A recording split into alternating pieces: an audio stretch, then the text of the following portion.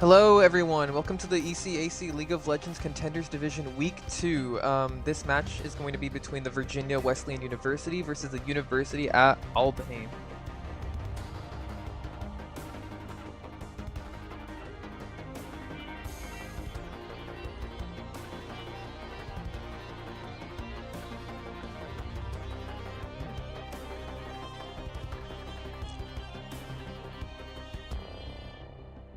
Uh, hmm, I'm not really too sure honestly if these two teams, Emilio ban coming out of here, it looks like we're not wanting a whole lot of range team fights. Hmm. Jungle picks. I'm kind of assuming they might go for something like J4, something that might be kind of divey. We're looking at a Kane ban down here. Okay, so we're really limiting some of these comps here for this kind of close quarters fighting. Fizz has always been just kind of prominently very strong recently in the mid lane, and they're gonna looks like UAlbany is gonna get rid of Lilia as well, who has been just absolutely terrorizing jungle recently.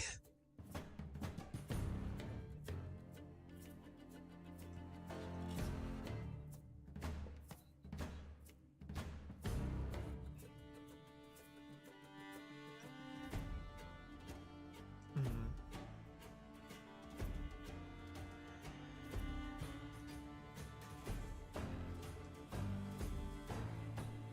Hmm.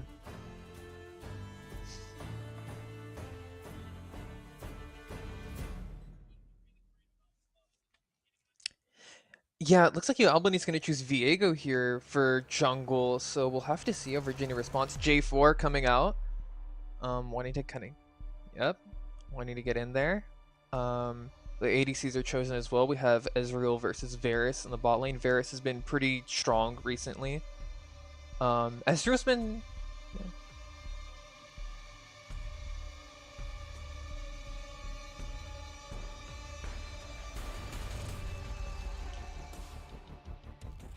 Way. He's he's certainly been there, let me tell you. Orianna chosen as a response from UAlbany. Uh, Pretty decent control from Orianna there for a lot of team fights and everything. Hui, I guess, will be pretty interesting to see in this fighting as well. He's a, well, I mean, there's a lot to his kit, obviously, but we'll kind of have to see how he wants to control certain parts of these fights. We see a Nasus ban, Zyra come out.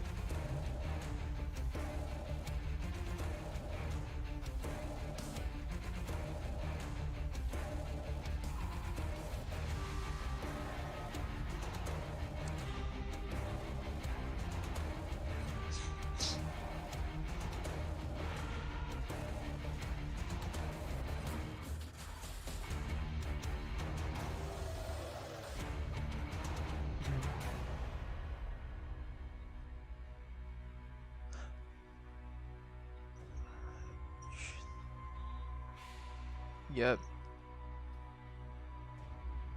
Virginia West does choose Morgana, though, as a bit of a counter pick to that Rel and some of the other abilities that might get thrown out there. Mordekaiser their top lane chosen into Ornn, which is interesting.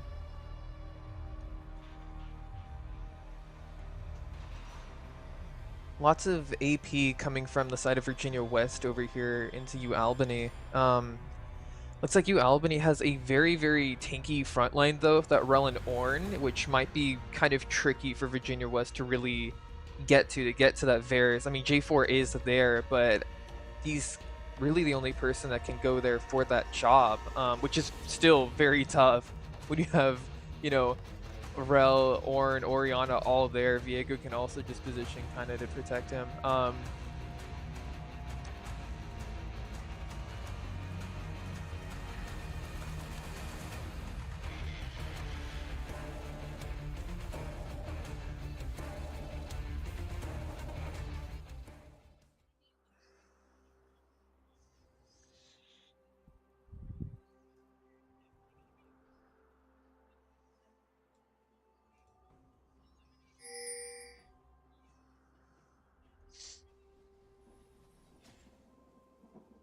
Yeah.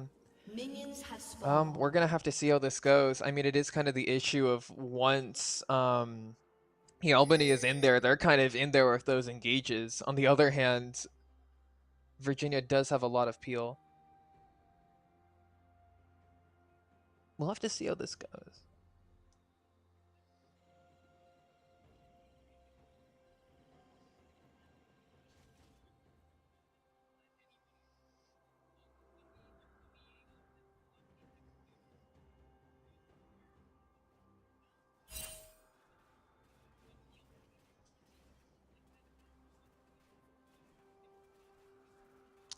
Honestly, I think the problem with poke comps is just that, like, if you can kind of find an angle onto them at any point, it starts to kind of fall apart very, very quickly. Is the one thing. It's kind of just like dominoes. Once you get rid of like one, the pieces start to kind of go pretty fast.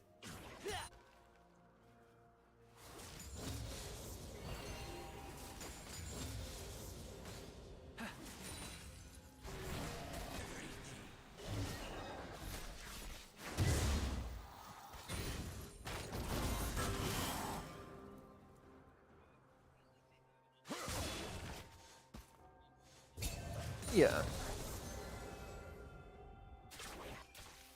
I think so too. We'll have to mainly just see how this plays out, I guess, from getting control next to objectives. Who can set up first, who can get there faster, who's going to force who to, go in.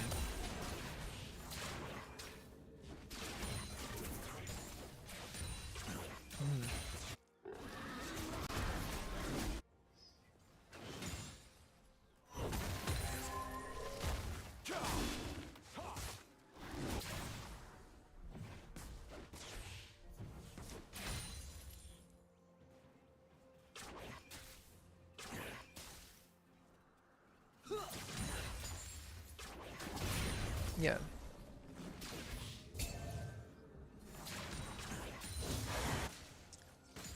Yeah, Swiss Army knife of ADCs. The Hail of Arrows definitely providing some pretty good zone control for that slow, like you said.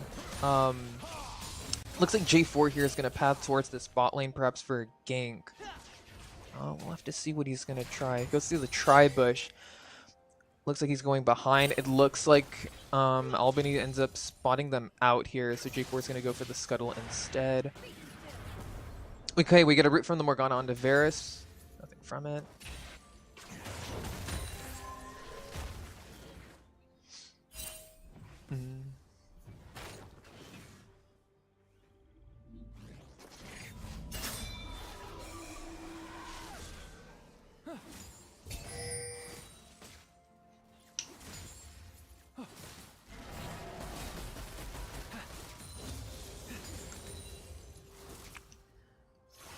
Yeah.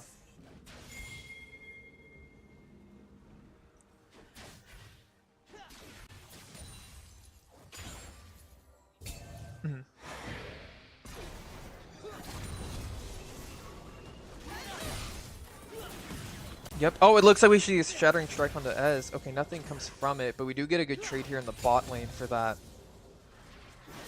Do have to respect the road. Looks like we're going to have a skirmish in the river. We see Hui launching out his QE onto that Viego. Looks like they're kind of going to sandwich this Morgana and Hui here. They don't commit to it. Crashdown goes on to that Ezreal down in the bot lane. Shattering Strike lands, but Ezreal is able to get away there. Viego's going to go back to do some of his camps, and everyone's going to kind of reset their positions here.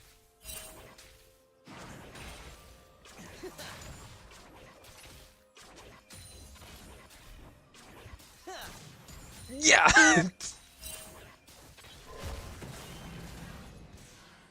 It looks like Viego and Hui went to go and, I guess, like, do something there in the mid lane with the Orianna, but it started to become everybody trying to collapse that fight. The bot lane's rotating up, so everybody wanted a piece of that action.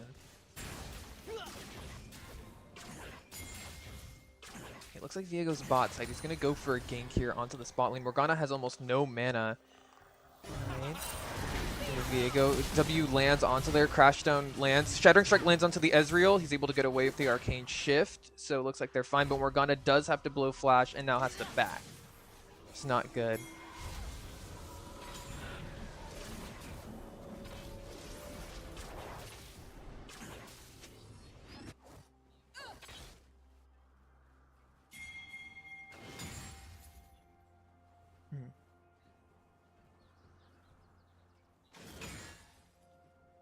Yeah.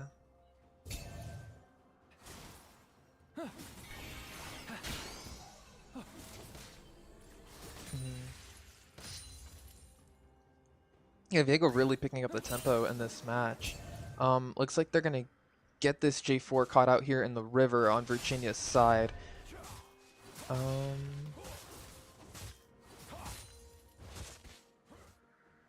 Looks like J4 is gonna go for the scuttle, get some vision around this river. And they're gonna, it looks like Virginia Wesleyan is gonna go for drag here. Getting some nice objective controls. They already got some void grubs already, so this is good to start stacking drags kind of early. Yeah, the early drag stack is gonna definitely help UAlbany, or I mean Virginia, to really take control of this early game. This is especially the time they're gonna need to really put pedal to the metal and gain advantages over this really Albany scaling comp. So it looks like Virginia Wesleyan is going to call out Viego's invade on their jungle successfully. They're unable to respond in time, but you know he's somewhere around that area. Alright, looks like Viego's going to go and try and get onto the Hui. He gets Lance's W. Nothing comes of it. Oh, we see the fear come out of Hui. Ult also lands onto Orianna. We see an exhaust come out of the Morgana onto Viego. Okay, Orianna pops ult. Looks like Hui is low now, and Viego's going to go and finish him up. Gets his passive off, is going to go and try and fight the Morgana, but gets rooted, is unable to go anywhere else.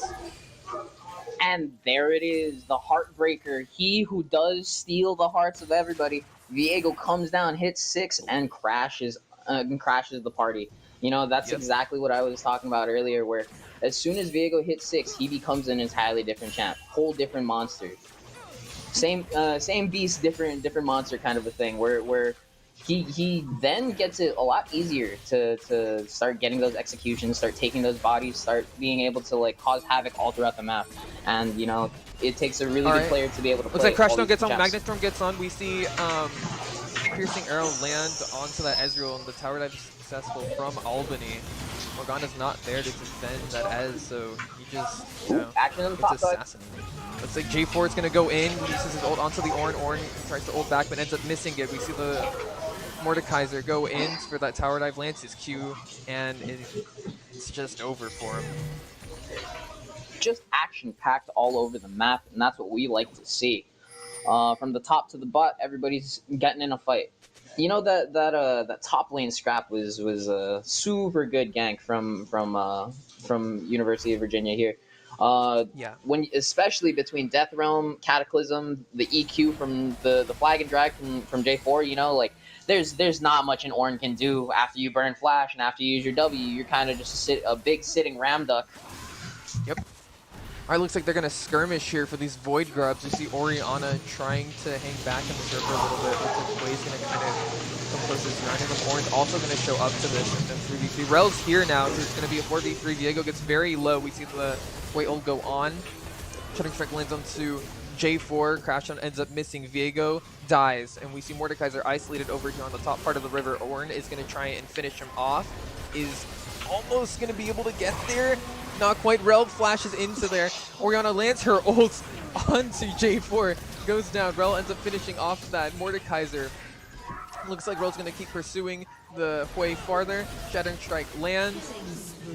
And looks like Hui gets eliminated by the Orianna. The shockwave that saved the team. UAlbany is really banking on that Orianna pick for what it just did right there. The saving 3 members, or catching 3 members all in that one shockwave was gigantic for them.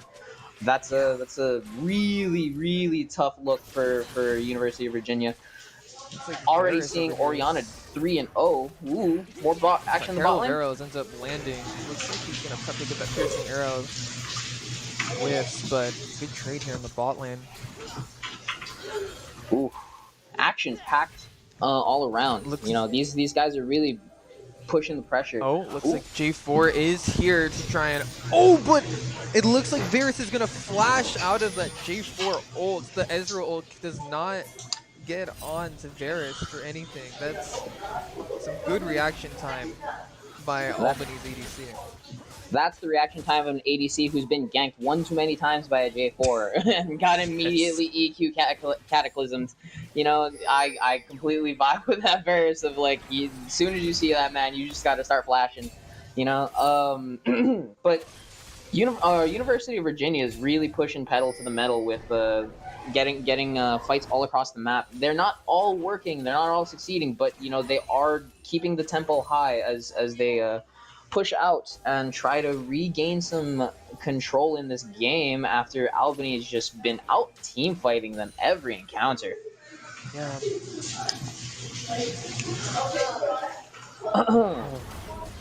Right, it looks like they're setting up for a fight here in the river, a 4v4 between both teams.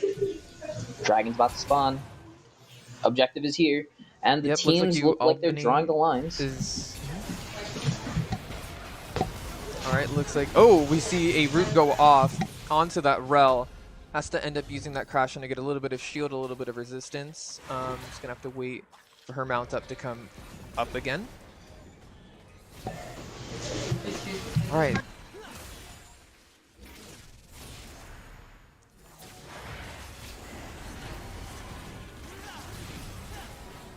Virginia looks like they're going to go attempt to grab this drag. Rel is incredibly low. Might not be able to engage very well. The Magnet Storm come out. Cataclysm goes out onto... Oh my. And it looks like Virginia just absolutely decimates Albany there. I'm not even gonna lie, I don't have all of the buttons memorized for Quay, but he sure mashed his keyboard right there and had everybody explode at the same time. It was beautiful. That's the team fight for University of Virginia. Ooh boy, there are so many little things to take apart in that fight. So many good Quay's actions. Devastating Fire is definitely something that just deals a lot of damage during a lot of team fights. That percent magic damage on that is just insane. Especially with this passive, you can cover a lot of areas for DPS. It's great.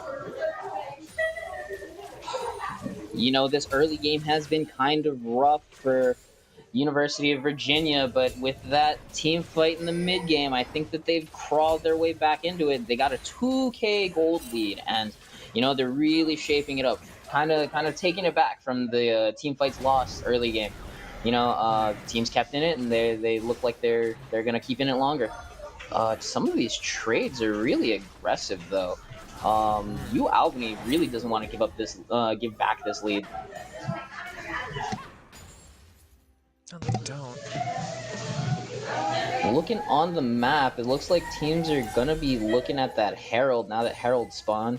How do you like the new Void Grubs? I know that none of the teams here decided to prioritize and grab them since we were fighting so much at bot side, but yeah, how do you like the new Oh, Void it looks Grubs? like Ezreal's gonna get caught out here, ends up dying to this Varus hail of arrows on top of him, unable to trade back. Rel's low though.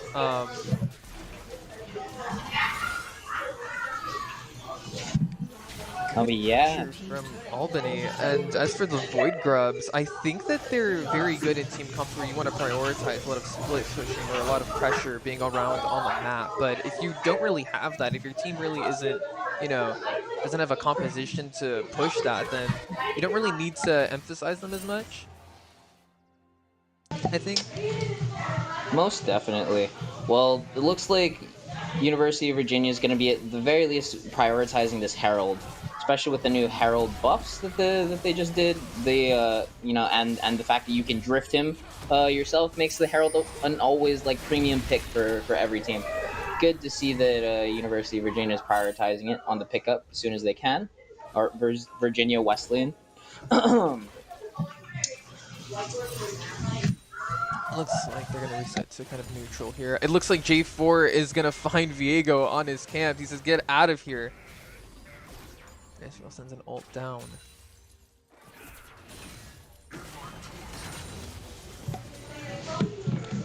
Oof.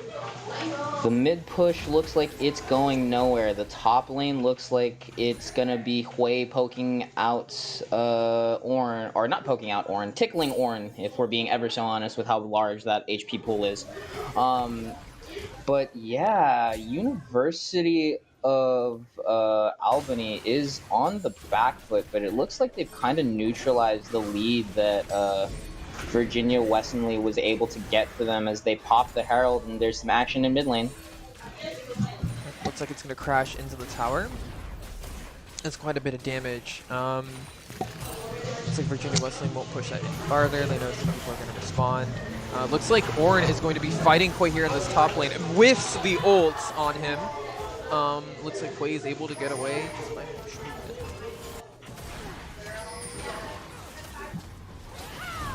On a root, Shattering Strike lands onto the Morgana. Unable to get anything from it. Rel is kind of caught out a little bit here. Gets the Hui ult onto her. It looks like Viego's going to go in onto the Hui. Is unable to get into there, but he ults. Grabs the passive. You see everybody focusing the Mordekaiser right now. Varus trying to stay behind out of that passive range for him. Ends up actually going for the J4. Looks like Viego's going to get low from the Mordekaiser here and ends up dying. Rel tries to crash in over the wall. Doesn't quite work. We see the Ornn come out. Ends up getting this Mordekaiser and Varus is able to pick him off. Looks like they're aiming for a re-engage Shattering Strike, probably. Magnet Storm does not land, ends up whiffing, and J4 is able to get out. Oof, that was a messy team fight in mid for Virginia Westonley. Just getting caught out on some random fights there. I know that the Viego did get that ulti to pick Hui, but then immediately gets punished. So you know that is one of the dangers of going in that far as the Viego to get into the backline units. You always get the chance of getting popped on the return. Yeah, and alright, looks like Virginia Wesleyan is gonna go for this Cloud Drake over here.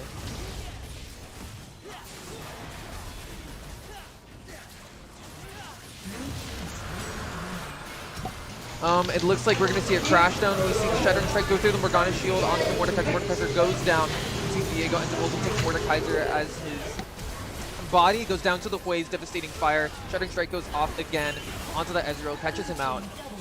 We see Rel go down. Orianna goes down. It looks like the Ornn is the only person left alive during this team fight. It looks like Hui is going to keep launching another glare. Ornn comes out, but not much from it. Looks like we're going to see an ace for Virginia Wesleyan. And that's the ace for Virginia Wesleyan. You know, they actually were able to space out that fight so well. Catching out people on flanks, following them over walls when they flash. There's absolutely nothing University of Albany could have done there.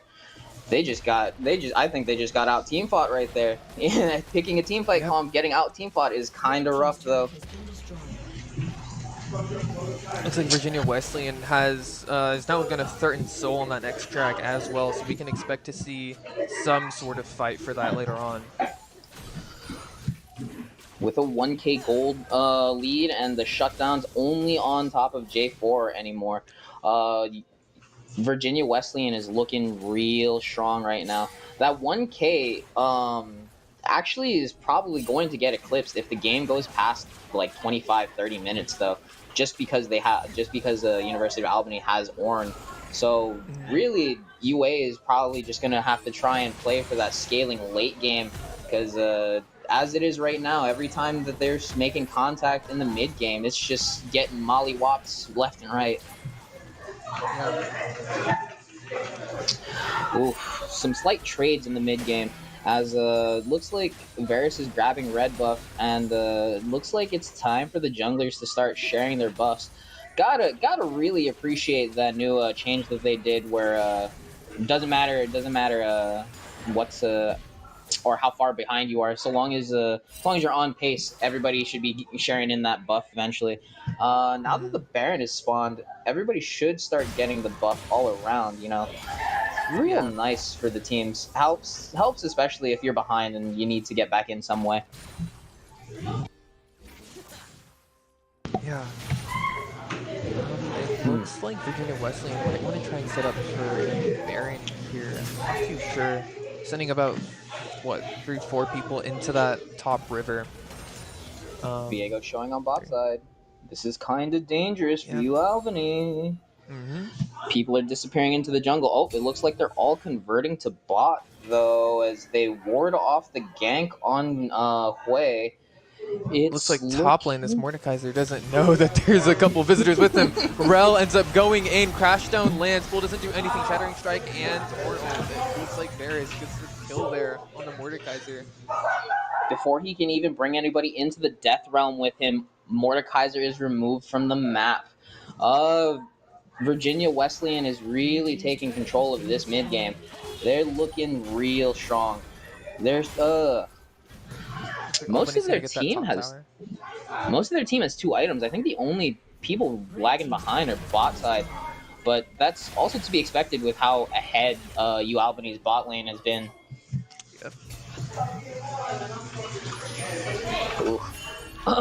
That on-hit Varus is going to start shredding people, though. Ooh, it looks like we see a flash onto the Ezreal, but the Arcane shifts out. Looks like Spiraling Despair is going to be on top of that. Varus ends up getting him down.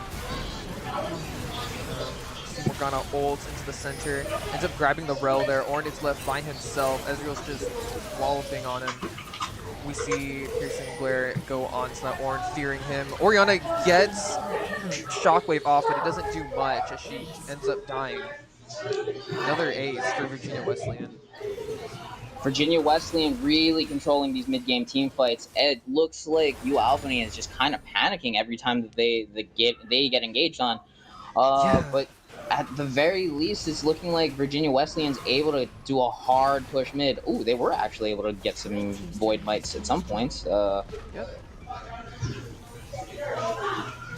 Oof, but that team fight really sets them back. I know it only says 2K gold lead, but there's a point where the gold lead doesn't matter, and you're just thinking about every time that the enemy team is like out team fought you and just started murdering you guys. Like, there's no way that they're not thinking about how every engagement from here on out is gonna have to be. Yeah, and we lost some crucial summoners for University of Albany. We have Viego flash down. We still don't have this Rel ult or flash up for this fight, so we're gonna have to see how this plays out. It looks like this is going to be the team fight that decides whether or not Virginia Wesleyan is able to get that Dragon Soul. As the action is getting started, the lines are being drawn, and the teams are getting into position. UAlbany and Virginia Wesleyan meeting up in this river. We see a couple of posts come out of this way. We see a pull from Mordekaiser. Shockwave lands onto 3 people. Ornn comes, ends up whiffing. Cataclysm comes out. Magnetic Storm comes out onto the J4. And it's just an absolute slaughter. Virginia Wesleyan is able to get another ace. They have just been dominating these team fights. And here we see it again. The Hui and the Ezreal here just unable to get on top of by AU or UA. That's the ace, that's the drag. They're running for the Baron to take the base. UAlbany is just getting out team fought and outplayed this entire mid game. It's been kind of rough to watch, but you know, they're hanging in there. They are trying. They're getting decent looks. Those fights are starting off solid. They're getting good engagements. It's just the follow-up after the initial good engagement. They just keep getting locked down afterwards. Yeah, I feel like University of Albany is just having a really tough time getting anything onto that way, and he's getting so much value off of just staying in these fights. Look at his Magi's that he's stacking up right now. About 10 stacks, and that thing's gonna only get like crazier and crazier if he's just not dealt with as these fights continue on. Yeah, now it's all up to the side lane play of this Mordekaiser and the rest of Virginia Wesleyan's mid and top laners. They're gonna really have to be pushing these side lanes. They need to crack the base, but if we're being completely honest, UAlbany's team can hold really well. I think that they're going to be in kind of a tough spot Looks like Orn's to gonna get really make three headway. mans in the top lane. Mordekaiser goes onto him. We see Morgana end up landing a root onto him. There's nothing that can really be done there. Orn just has his feet stapled to the floor, unable to move, and dies for it. Hwei ends up going down with the Spiraling Despair going onto the Varus. Ezreal able to finish that off. Oof, just UAlbany can really only rely on these like 1-2 picks here and there. You know, you're gonna have to really get into the guerrilla warfare of this jungle matchup. There's At least no way that you're winning an upfront battle anymore. Ooh, they're on the Virginia Baron. Wesleyan's gonna go on to this Baron. It looks like University of Albany is gonna try and stop them. Rel is still up here. They will not go and contest this Baron, actually. So Virginia Wesleyan has Baron on everyone but Hwei. The Hwei pick for the Baron. They even lost Varus trading for that Hwei, so I don't know if that was really worth it for them, especially since they all ran in the opposite direction from Baron when all of Virginia Wesleyan was there. Ooh, just I don't know what's going on in the calls right now, but I can only assume that things are not looking great for the rest of them. No.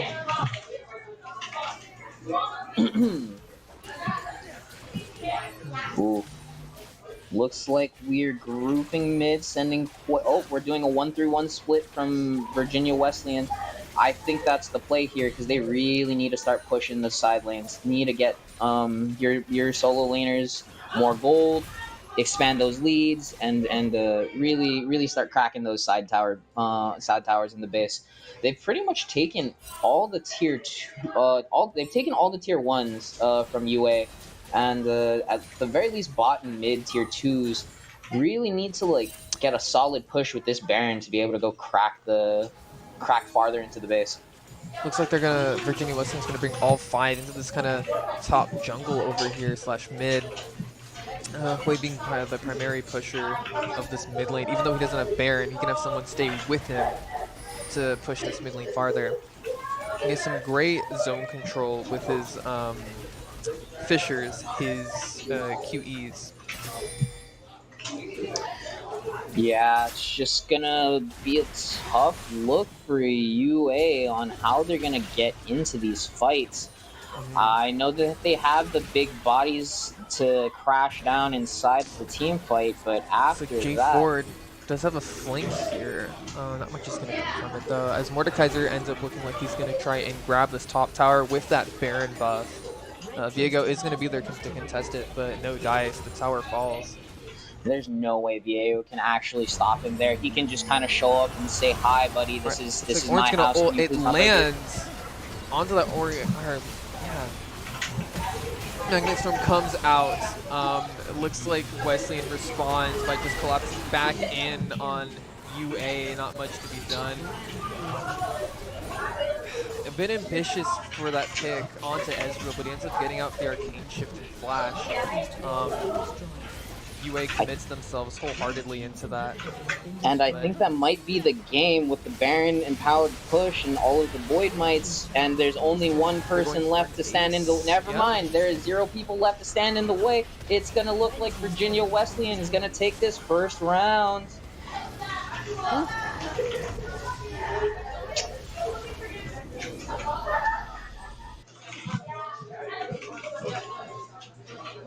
Well, well, Beam, that was an amazing back and forth between the two of them. I'm actually, ooh, that was a pretty hype game.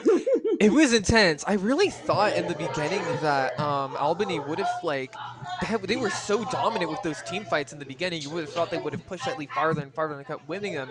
But then Virginia actually swapped it onto them. They started winning the team fights after a certain point. They were the ones in control of those engages of, eventually at one point the whole game, and it was interesting to watch develop. Yeah, no, just it looked from that early game that UAlbany had the driver's seat. They had the car, they had the keys, and they just kind of got jacked in the mid game. I don't, after I think it might have been one of those mid game team fights where they lost like 2 or 3 people, but after they started giving up gold, there was just no recovery. It felt like Yeah. Virginia Wesleyan just kind of never took their foot off the gas once they got the Mm-mm. car. Absolutely getting dominant control over those objectives. I mean, they even had them in the early game, so once they were able to start pushing for those team fights and winning them, it just started snowballing farther and farther with the effort that they put in at the beginning of the game. Yeah, no. Well, it's gonna be an a rough comeback for UA. They're gonna really have to put their brains together and figure out how to stop the monster that is VWU's jungler, and really find out how to get those solo lanes some secure gold so that they can have a better team fight going into the mid game. Yeah, we'll have to see in the next draft what they come up with. Alrighty. It looks like we are ready to take a quick break right now. Don't forget, don't leave or don't leave. Yeah, come back, come back. We'll be back for the action.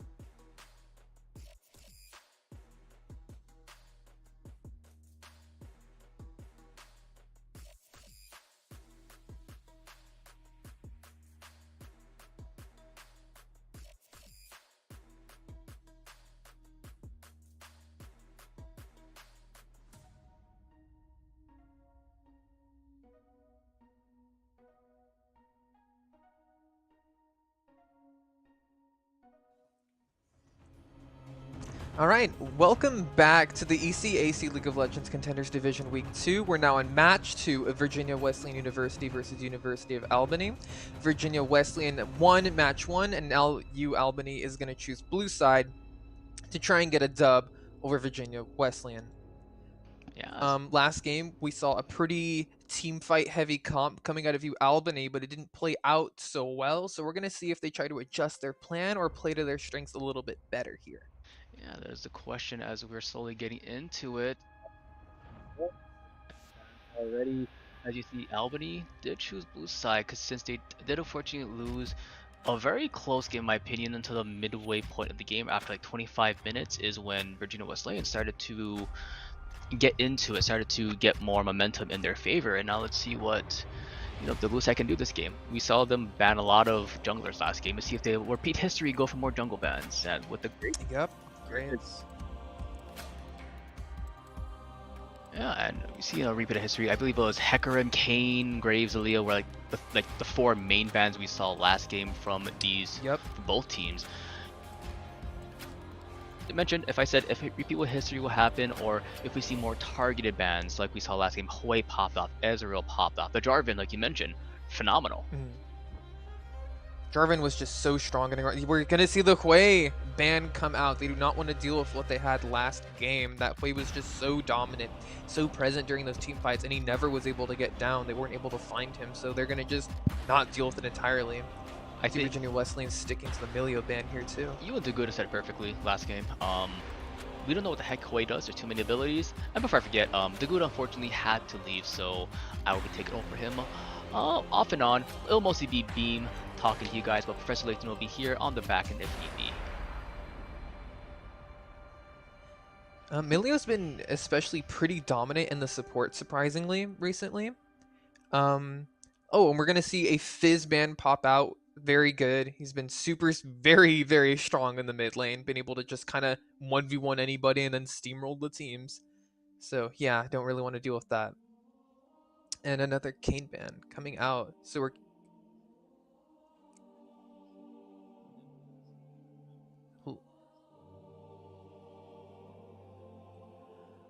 All right.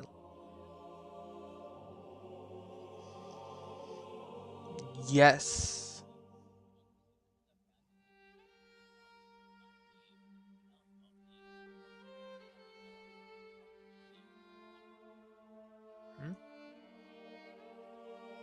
We'll see what they choose as a response.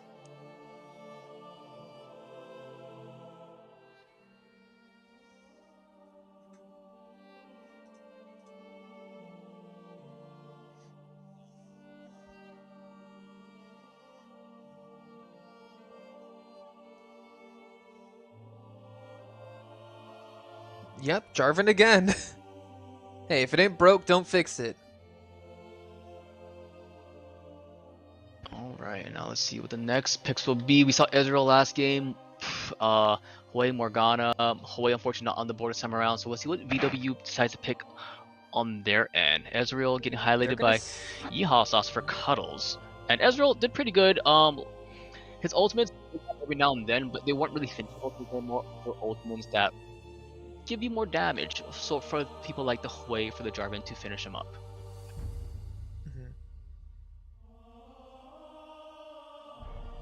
We're going to stick with the Varus again.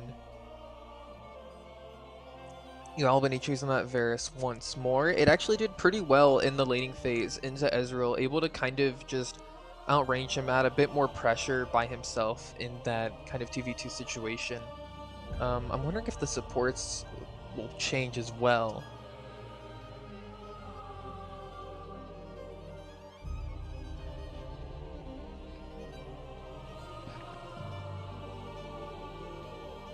Maybe it's just figure out what will happen.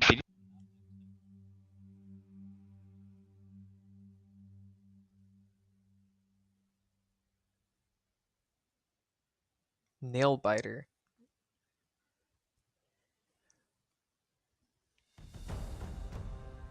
I lost connection to low draft. Yeah, wait to see what happens. Unfortunately, it looks like low draft did freak out on us. Unfortunately, not sure what's happening. That should have been an Akali pick, is what I understand from these squads. As we'll try to figure this out momentarily. Give us 1 second as we're trying to figure this out. As we're going to do it. That is still not working, unfortunately. But yeah, that should be an Akali pick for UAlbany in their mid lane. Give us 1 moment as we figure this out. We might have to remake the low draft link. Give me 1 moment as I do that.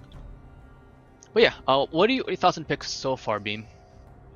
Thoughts on picks so far. I think choosing J4 is incredibly strong with his Cataclysm, being able to lock down anyone that's going to be on UAlbany. That's a big threat.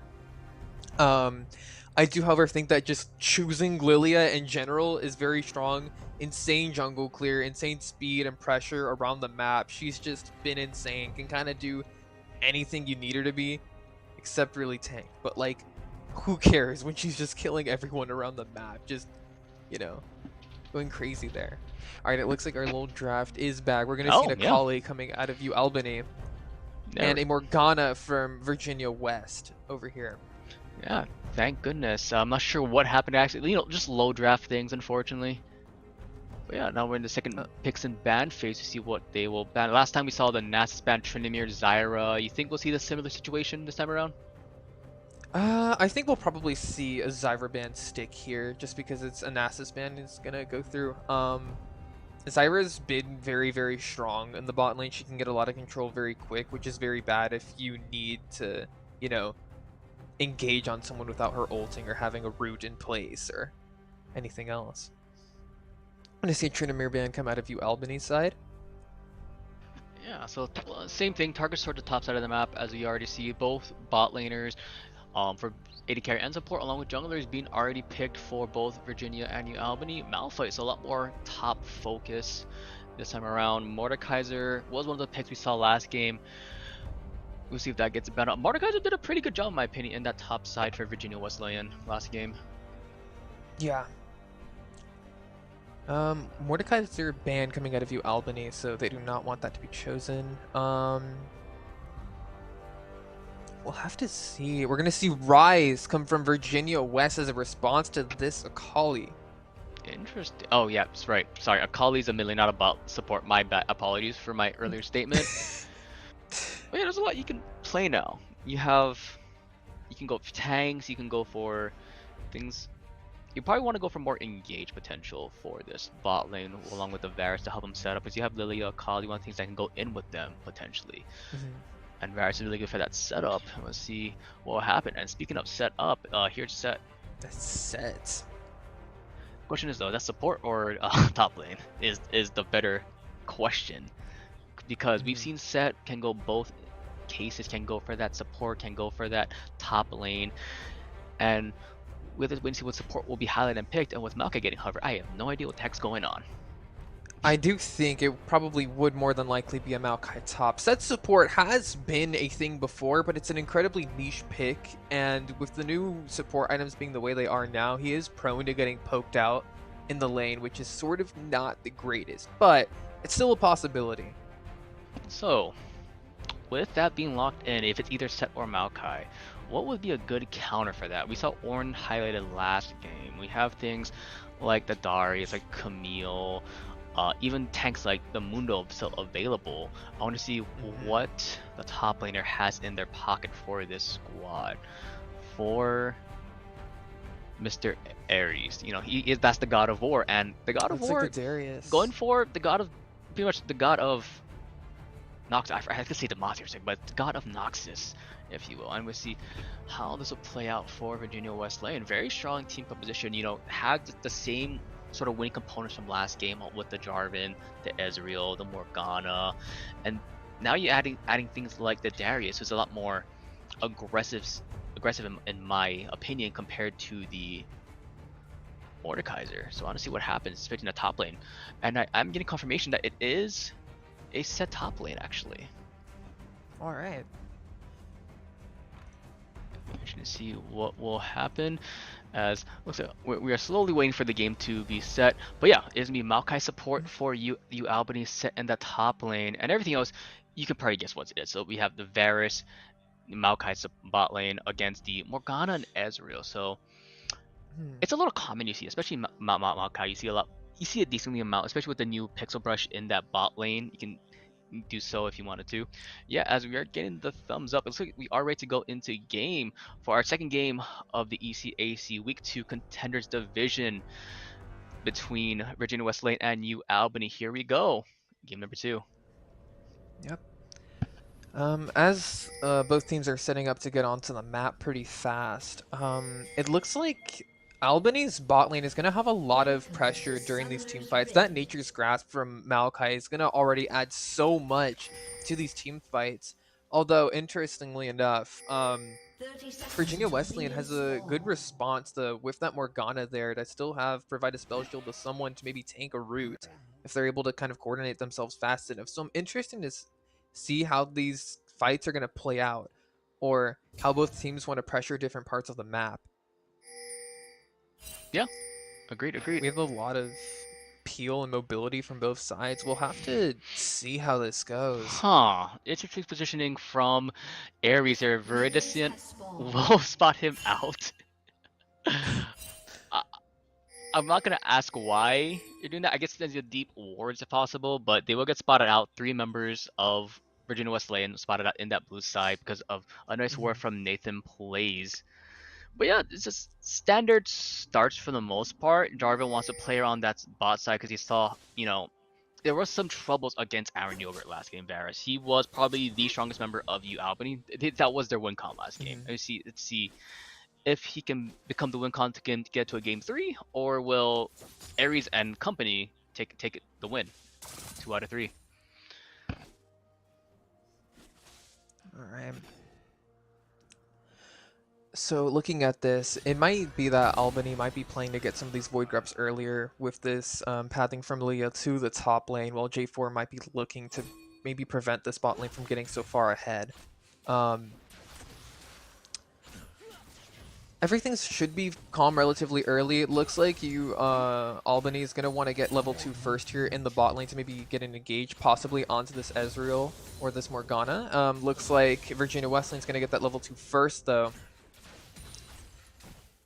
Not too much going on. Some good trades though here in the bot lane.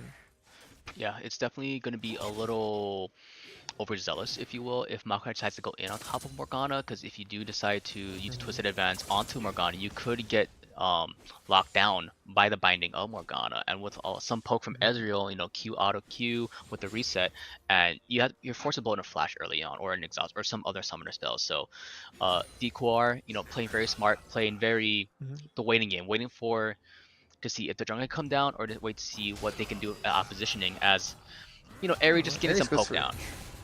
Ooh, but a Haymaker ends up hitting Ares square in the face. Ares also takes another turret shot. Despite slow pushing this wave, it looks like he's at a bit of a disadvantage with his HP a little bit there of that trade.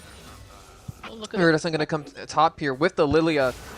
Ends up landing his Q onto there. Facemaker gets onto that Darius. Looks like Darius is going to have to use Flash. Set does as well. And we get a first blood in the top lane for Nathan Plays on set. Yeah, really good gank coming in from Viridescent. I don't think that Nathan didn't have to use that flash there, especially because I believe it was a fully stacked passive for the Lilia, so she would have caught up no matter what against Ares, but still securing that kill and getting a kill for the set actually. So top laner, you're down 2 waves already, so making sure you have the kill in your back pocket to sort of balance out the gold differential in this scenario, as Cuddle is trying to get some poke down onto the melee wall that is this Maokai. I think it resets to neutral. Looks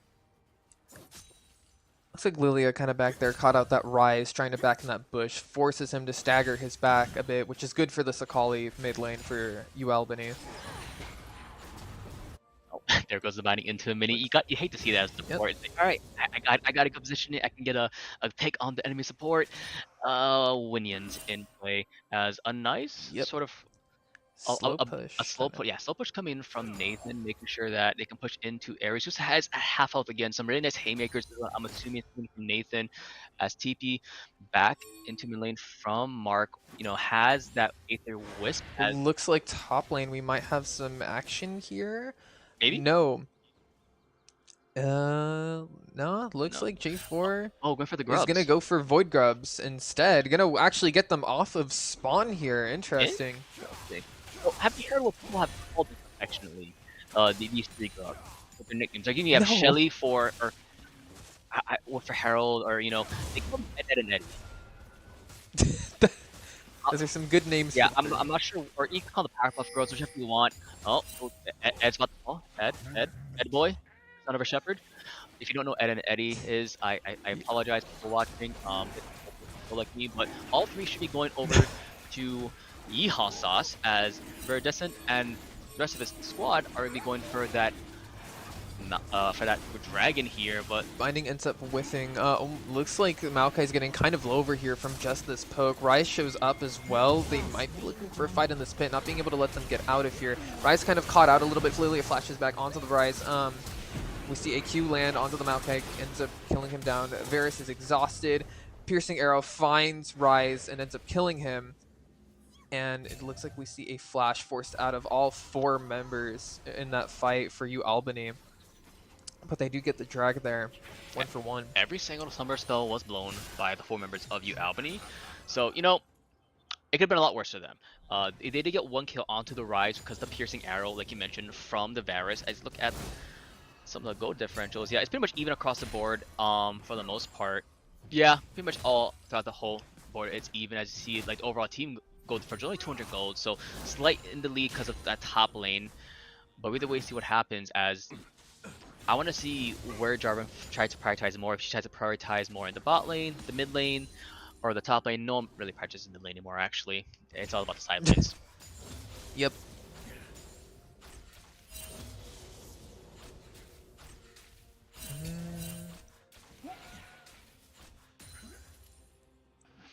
Alright.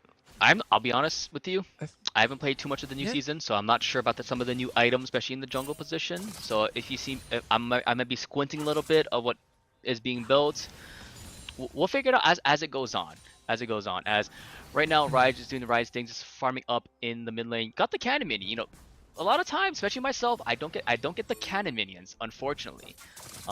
As level 6 has been approached for most of the solo laners. Bot lane, I believe, halfway there. So yeah, Aaron, Yogurt almost there, along with the Cuddles. So once you see Aaron has the ultimate with the chains coming online, especially if you don't get a good, Black Shield coming in from, was it Fun? I'll just call him Fun. That's easier. Fun Bus. If Fun can get a good Black Shield on top of Ezreal, it could counteract it. But if not, then Varus, Aaron, Yogurt will be popping off again like how last game was. Ooh, Lilia. It's not gonna go for a full invade there. Akali ends up getting her R onto the Rise here. Gets execution off. Another Q. It's gonna chase him down into the tower. Gets quite a trade there. That was an interesting invade and response. Yeah, nothing really was blown by the Rise, so I think that as a win in his part. Flash is already down. Didn't really have to use ultimate, while like you meant the execution, the ultimate coming in from Mark was blown, and it didn't secure the kill. No, it used quite a bit early too. Looks like Binding's gonna land on the Maokai there. See WQ from the Ez land onto him, get some good poke damage. He got the chain vest. Yeah, that He's execution fine. though. He got the chain vest. Maokai's fine. He's like, I'm tanking it up now. No big deal. That's all it's happening. As now Ares and Nathan trying to fight it up. Like you mentioned, the Haymaker is so good on top of Nathan. Really well. He is still down in the farming department, still around 2 waves down compared to Ares, but still evening up with how much pressure he's giving in these 1 versus 1s. As across the board is slowing down, except for this top wave. As look at this. Yeah, Haymaker comes out again. Just a great trading tool. Those decimates just not landing onto that set.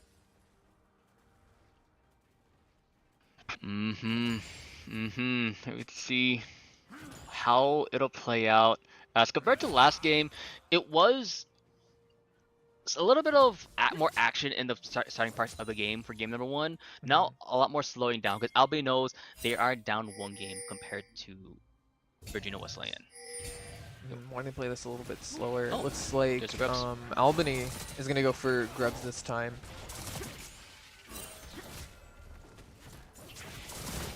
So they're going to bring 4 members here to secure these, but it does look like Virginia Wesleyan is going to kind of surround them, pincer them here. Nature's Grass comes out, but we see a Black Shield end up defending it. We get a huge knock-up from the J4 there. Huge sleep come out. Decimate hits everyone, but not much comes from it.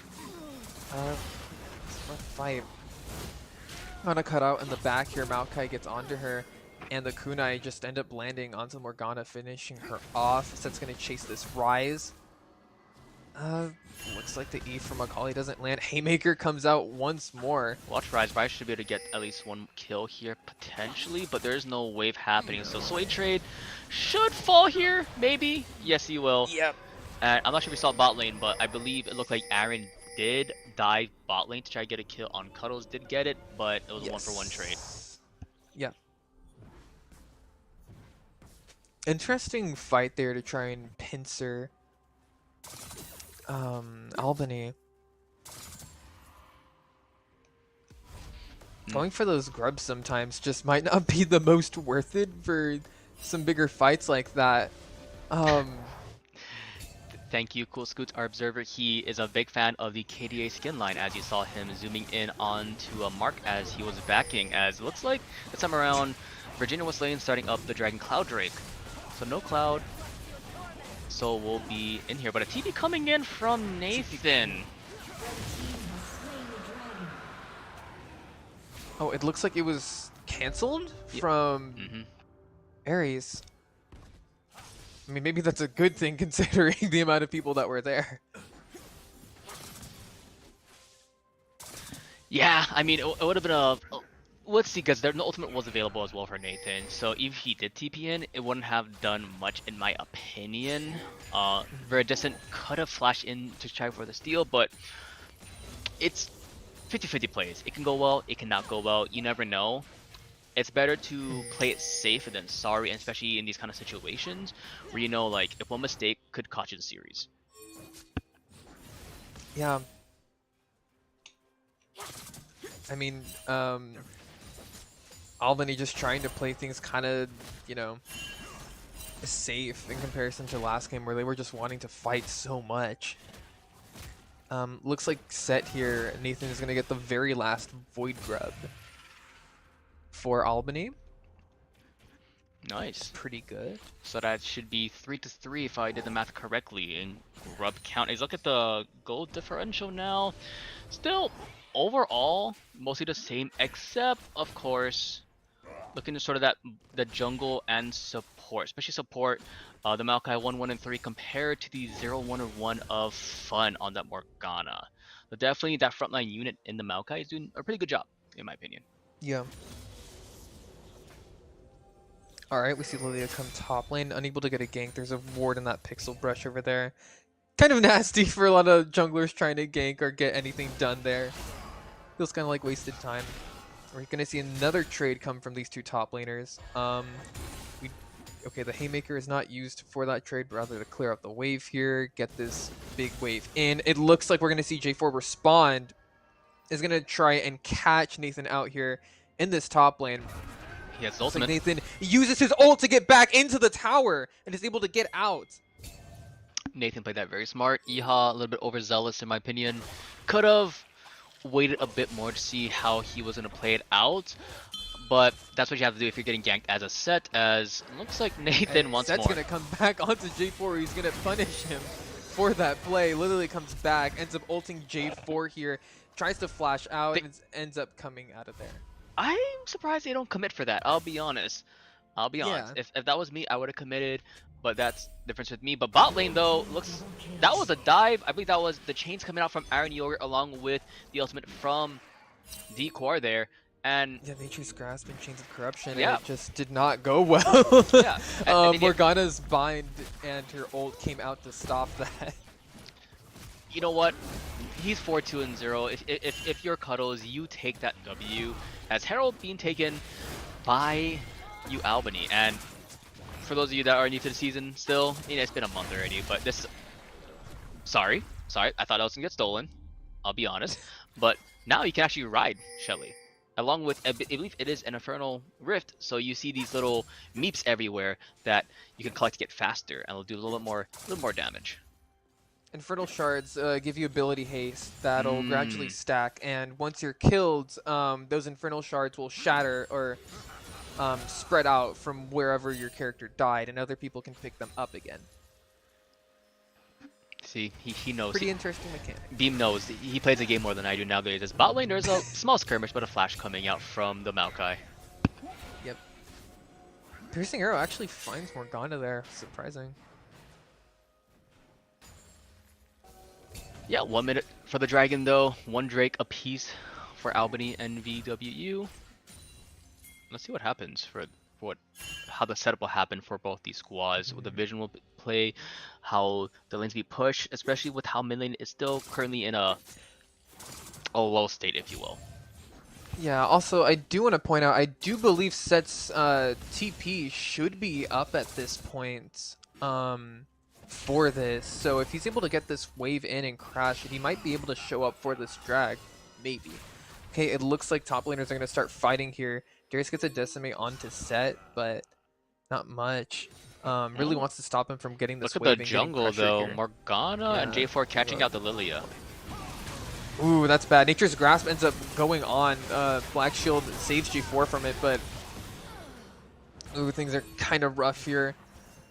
Morgana dies. It's oof. Virginia or Albany can't really fight without their ADC and jungler being there for anything. So that is, You know, if you are VW, you take that though. You only lose Morgana compared to losing the jungle, like you mentioned, along with the Varus. And I'll be honest, I saw a flash of light, and I assumed that was Storm Surge. Because I know one of the items in play, prepare a flashbang like it's Valorant. Alright, but look at the items though coming into play slowly.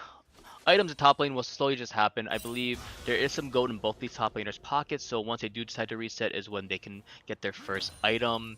Yeah, pretty much almost 2,000 apiece, so they're just waiting to see who can push in first, or when they decide the back TP is available for Nathan. But here comes fun for a fun time, but not just yet. Binding does not land there. Looks like Ryze will get this wave in though into the Sakali. Looks like Ryze and Morgana are gonna try and rotate, but not much comes from it. They're gonna reset here, and it looks like they tower dive Cuddles. In the meantime, no one there to protect him. Yeah, it's a little unfortunate. It does happen, especially Morgana is now at the point of the game where they want to rotate more. They want to be there for the team, like the Ryze, like the top laner. But right now, Looks like another gank gonna come in from G4 into the set. Okay, it looks like the Showstopper ends up getting there. Haymaker comes out, giving the shield. Looks like Set gets Darius under the tower there. Where's the Darius ults though? Oh my gosh, Lilia's passive ends up getting some burn there. Launches Q's gonna try and dance around this J4 as Ryze Realm Warps in to help. We see a Kali TP in here. She's looking for a fight, is unable to find it. She's just gonna catch this wave. Wow. That ultimate from Darius hurt it's so much. yeah, Ares got the decimate with the reset, with the ultimate, but immediately tried to use it again on Lilia, but that doesn't heal you. Should've went for the Q to get some health back onto Lilia as you were about to go to sleep. It happens. It's a little bit of a mishap, but it does happen in these kind of situations where you're 100 HP left and you want to try to do something. Meanwhile, Aaron Yogurt was able to get the turret against Cuddles and Fun, so that's first turret going over to UAlbany. As also, strange interaction there with the Set ultimate into Cataclysm. That was... Yep, Shelly oh, is. it looks like Shelly's having a bit of a... We're playing F1 now, as the binding go... Shelly lands into the tower. Looks through quite a ride. It looks like Nature's Grasp is gonna end up catching out Cuddles here as he's exhausted. Aaron gonna finish that up on Varus. Morgana's slowed here a lot. Hail of Arrows lands down. Morgana goes down from the Lilia burn. Oof. A little bit unfortunate. They saw Shelly go into the turret, and they saw how low the turret was going to be afterwards, and they decided to stay on top of there compared to, like you mentioned, the Malka with the Nature's Grasp, able to lock them down, timing it so that either they did enough damage to the Black Shield or that Black Shield went down before the Nature's Grasp did get the CC chain and lock on top of the Ezreal. Tried to make them comfortable there with the mind games of Shelly. That's what that was. They're mind gaming us too, man. I have no comment. I there was some Tokyo drift happening. I know Observer is a fan of F1. You know, there was a shout out to him. All right, looks like Akali's gonna be here to try and match this Darius pushing in. These two probably won't fight at all. We're probably just gonna see the wave kind of come in. Maybe see bounce back. Looks like Lilia is here though, so maybe they might be going for something actually. Yep. Lilia gets spotted out, but it looks like she's gonna go onto the Darius. Ends up getting hooked by him, but we're gonna see Lilia go onto that Darius. The W, Akali gets execution on top of him. She still has the second part of that, and she ends up using it to disengage. Like I mentioned earlier, that's the kind of situation for Darius. You do want to time the Q immediately as you're about to go to sleep. So if they try to go in on top of you, that is when you can just... Oh, looks like Maokai's caught out from a bind. Takes a lot of damage. Flashes in. J4 goes in. Cataclysms that Maokai. Ends up going down. Keeps the Varus there with him. Gets him as well. Looks like we're going to see ult from set. Facemaker Breaker getting the both of them. We see Akali go in with her E. Lilia and everyone focusing down that rise. And he goes down. That was pretty much a 4-for-2 trade, heavily in favor of UAlbany, as the Infernal Drake does spawn. And with how much pressure Albany has, this would be pretty much the second Drake on the board. So 2 Drakes apiece for both of these squads. As you look at the goal lead, it's 5k now in favor of UAlbany. And a large portion of that is because of this Akali and its Lilia. Lilia being an absolute monster in general. We're seeing her kind of come out this game to basically play around. Do some stuff, put in the work. Oh yeah, oh yeah. Akali's always a fun champ to see in pro play or any play, competitive play, collegiate play. It's always about, you know, having those highlight maneuver plays. And right now, Mark is having that moment, really. Really dancing and skirting around a lot of the abilities. It's hard to lock him down on the side of Virginia Wesleyan. Indeed, indeed. As Baron has been live for the last 2 minutes, and I want to see how this will play it out. Who will get the first dibs on top of that? Top lane, they're still there. Ares and Nathan will always just be here farming against each other. Yep. As the rest of the squads are just, they're vibing, you know, converging on that mid lane, if you will. Especially if you are Virginia Wesleyan, you still have no turrets on the board. Yeah, 0 turrets compared to the 3 turrets of UA. Yeah, we're gonna see how Virginia tries to pressure for maybe some turret. But, oh, it looks like Albany might be looking for a Baron here, actually. They're all in the river, all setting up some vision, clearing out some things. Or they're looking to collapse, actually, on Cuddles and Morgana here. Oh, Nature's Graph's miss is along with that Lilia ult. Morgana tries to use her ultimate as well, but it doesn't quite get anything from it. Ares trying to run away from the rest of this team. Nathan unable to catch up to him to use his Facebreaker. Interesting. So now we have Nature's Grasp down along with Lilia's ultimate, her sleep. I was a little worried, I'll be honest. Morgana did use Black Shield on top herself, as Ezra was still lagging behind. I thought Nature's Grasp would have gotten him, so I was worried for them. But you know, thankfully Ezreal didn't get caught out by that. But now, if you like you mentioned with UA, they're down 2 big ultimates, but they can be patient. There's no Baron is still up, but you have a lot of pressure on that bot side of the map. And with the only TP available is that Ryze, so Ryze has to go towards that bot side of, you know, that solo lane if he wants to make sure that he can apply pressure there. Because if you send Ezra down there, or Jarvan for instance, Baron's on the table. I see the pings coming out from UAlbany. They're not going to start it, but you know, they want to keep some people around there.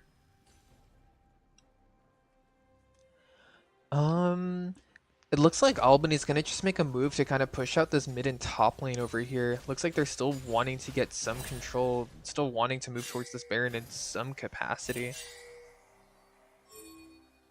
Yeah, they want to get some prio, get some more vision. The duo do get spotted out by some nice wards from Fun, but now let's see how they'll clear this vision. The ward's still in the middle of the Baron pit, so they will get spotted out. So now it's just the waiting game. Who will make the first Yep. move? Who will make the first dance, if you will, as Oh. potential Akali in that bot lane. TP is ready, as Rai is going to be backing to, you know, go against that push of her because he has his own teleport. Bonnie gets onto the Maokai for some pretty good chip damage there. Let's see. Akali ends up getting that turret bot side, which is pretty good for Albany. Curious to see how this fight goes over here, because it looks like they're gonna fight for Baron. Sorry, that's very aggressive from Fun, What? getting that, clearing that vision by himself, as he did see the Maokai walk forward as well. So if D wanted to, he could have went in and collapsed on top of the Morgana, because I believe there's two people behind him as well, the Lilia along with the Varus. So it's potential as TP going in from It looks Mark. like Akali's gonna TP to bot lane to catch this wave over here. Oh. Lilia finds Rise actually, gets on top of him, but he's able to get out. Oh. Ends up using her ult. He goes to sleep, but he's just way too far for Lilia to engage on. Everyone from Virginia Wesleyan ends up covering that Rise down the bot lane. Now my question is, Looks like Drag's gonna come up soon, so Yeah. we're gonna see a fight for that. who will move on to Soul Point? Like we mentioned, it is 2 Drakes apiece for both of these squads, UA and VWU. And now it potentially could be a 4v4 team fight. Set's walking down there, still Since I'm top running side. down. Okay, we see Nature's Grasp come out. Cataclysm goes out onto this Lilia, unable to really get much. Morgana falls down. Showstopper gets on top of the J4, is unable to get out with the EQ. J4 goes down. Akali Execution goes onto the Rise. He gets too low, ends up falling to her and her kunai. Yeah, as teleport from Set walks down, as Darius was still pushing top lane. So as Set was able to help out the team, Darius still just doing his thing in the top lane, unable to help out his team, but did opt, like I mentioned earlier, opt in for the Ghost instead of the TP. Now we're at Threatening Soul for UAlbany here.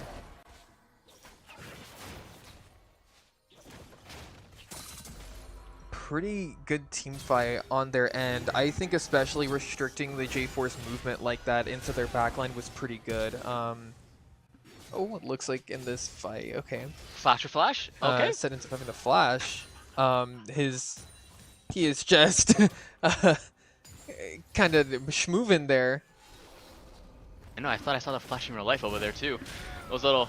I don't think Set had to flash there in my opinion. I think Set was still fine in my opinion. But still, better safe than sorry in that regard for Nathan.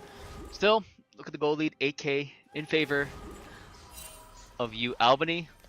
And Baron, like you mentioned, still alive. Has been alive for the past 8 minutes. A lot of it is the vision and control is in favor of UAlbany. So UAlbany, if they wanted to, they can push into this. But you have to be careful though, because you still have the things to worry about, like the E-Hall, the Cataclysm, or just Morgana. Zanya is finally available. Or yeah, she can just ult and then use that Zanya's immediately on whoever she wants there, and she can't really get too punished for it. It allows her team to kind of follow up on her play very, very well and relatively safely. Indeed, indeed. That's Gonna not... see Oh. UAlbany here try and set up for this Baron. Nathan's gonna chase after Ares, but he's just a little bit too fast. Yeah, a little bit too fast indeed. Has the extra movement speed from his items, so able to get away. But like we mentioned, Baron's still alive. Rise pushing that bot lane. TP is still available. Akali could match him potentially. TP should be up in about 20 or so seconds.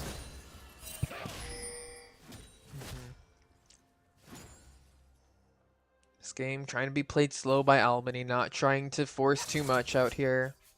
They know they're in control, and they plan on keeping it that way. Indeed, indeed. 2.5 for the dragon. Now, like I said it like a couple minutes earlier. It's pretty much the game to see who makes the first mistake, really, who can get caught out first.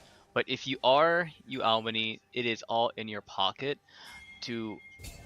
It is in their hands to lose this game, honestly, because they have so much control in this game that if something were to happen, it'll be something to do with it them. looks like Darius is gonna get hit with the lullaby from Lilia. Gets woken up by her auto actually. Looks like he's gonna have to use Ghost to try and get off as all four converge onto here. It looks like Virginia Wesleyan is going to try and respond, but they're unable to get there in time. All right, it looks like UAlbany is going to try and get the Baron here in a 5v4 scenario. Darius is not here for this. They have a lot of control around this area already. All right, Morgana and J4 kind of here. Look for something. J4's gonna go in, does not get a successful steal, gets hit with a showstopper instead. Nature's Grasp also comes out, does not hit anyone though. Looks like we're gonna see Lilia go on to this Morgana. Hail of Arrows lands on top of her, Maokai gets her, and she falls. We have 3 down on the side of Wesleyan. Baron on the side of UAlbany. It looks like they're gonna push even farther. Ezreal taking a bit of damage. They're gonna go for a tower dive onto the rise. Oh, we end up seeing Varus take some punishment there too, and Maokai. They both die in that exchange. Yeah, quite. A little bit too overconfident there. Too confident, and like you mentioned, they do lose 2 important members with that Baron, but Akali and Lilia still alive. I believe Set and Lily, haven't died since I believe the first 5 minutes of this game. They were some of the first casualties happening in this game, and now with Dragon spawning in 20 seconds, Infernal Soul gonna be on the Rift for UAlbany's pockets. Now I want to see how they play it out. Jarvan trying to get the early advantage, trying to get the early vision control if possible. They do spot out Lilia around in the jungle on the bot side. Dragon is going to be up. They're rushing it now. If you are UAlbany, you see the pings coming out. They don't have to go for this. They can just push to mid lane if they wanted to. And they are. The TP coming in from the set. And this might be the game-winning push coming in from University at Albany. Can Virginia Looks like they're going to get flanked from Virginia Wesleyan here. They're going to come in from behind them, forcing them forward. They get the tower, though. Haymaker comes out from the set. He gets caught out. Tries to flash, but is unable to get anything. Nature's Grasp comes out, ends up getting 2 people. We see his sleep go onto the Ezreal, ends up popping him. He dies. Darius also goes down. Cataclysm goes onto the Lily to try and stop him from pursuing any further. Akali gets her E onto the J4. It lands, and Lilia is able to use her W onto that rise, killing him. We see an ace for UAlbany. They're going to try and end the game here with Baron. Yeah, that should be as they push farther. And this should be it. As the people in esports you say, this is the Layton curse as we go to a game number 3 for this week 2 matchup between UAlbany and Virginia Wesleyan University. Wow, what a game. Incredible comeback. Yeah, what a game, what a comeback, if you will, for this overall series. You know, we saw in the first game, it was definitely Virginia Wesleyan in control. Sorry, I can't have a camera on right now. I'm currently at production office, and it is not a pretty sight, I'll be honest with you. But yeah, as we saw in that game, now it's going to be 1-1. And if you are Virginia Wesleyan, you have things that you can ban, things that you should ban. The question is, what will you ban now? Yeah, Virginia Wesleyan really losing a lot of control there with that jungle and mid lane, especially. That Akali started becoming an incredible problem and challenge for them to overcome, was getting past that J4, was getting past Nature's Grasp, and anything Morgana could throw out. It was just too much damage at that point. Lilia too was also getting way too fast for some of those skill shots to land, for binding from Morgana to get onto. really just dominating the game, had so much speed, had so much coverage of the map as comparison to J4, who tried his darndest to use those cataclysms onto her to try and stop her movement, but it was still no dice in the end. And in the top lane, there were a couple of issues too. That set ended up getting a lot of really good trades with those haymakers. Darius not quite using that decimate too well as he was getting slept there to prevent the enemy team from moving in onto him. Yeah, yeah, I'm waiting to see what will play it out for this game number 3 as we take a break before we get into game number 3 between these two squads. Who will become victorious? Will it be University of Albany or will it be Virginia Wesleyan University? Don't go anywhere, guys, as we'll be right back. See you soon.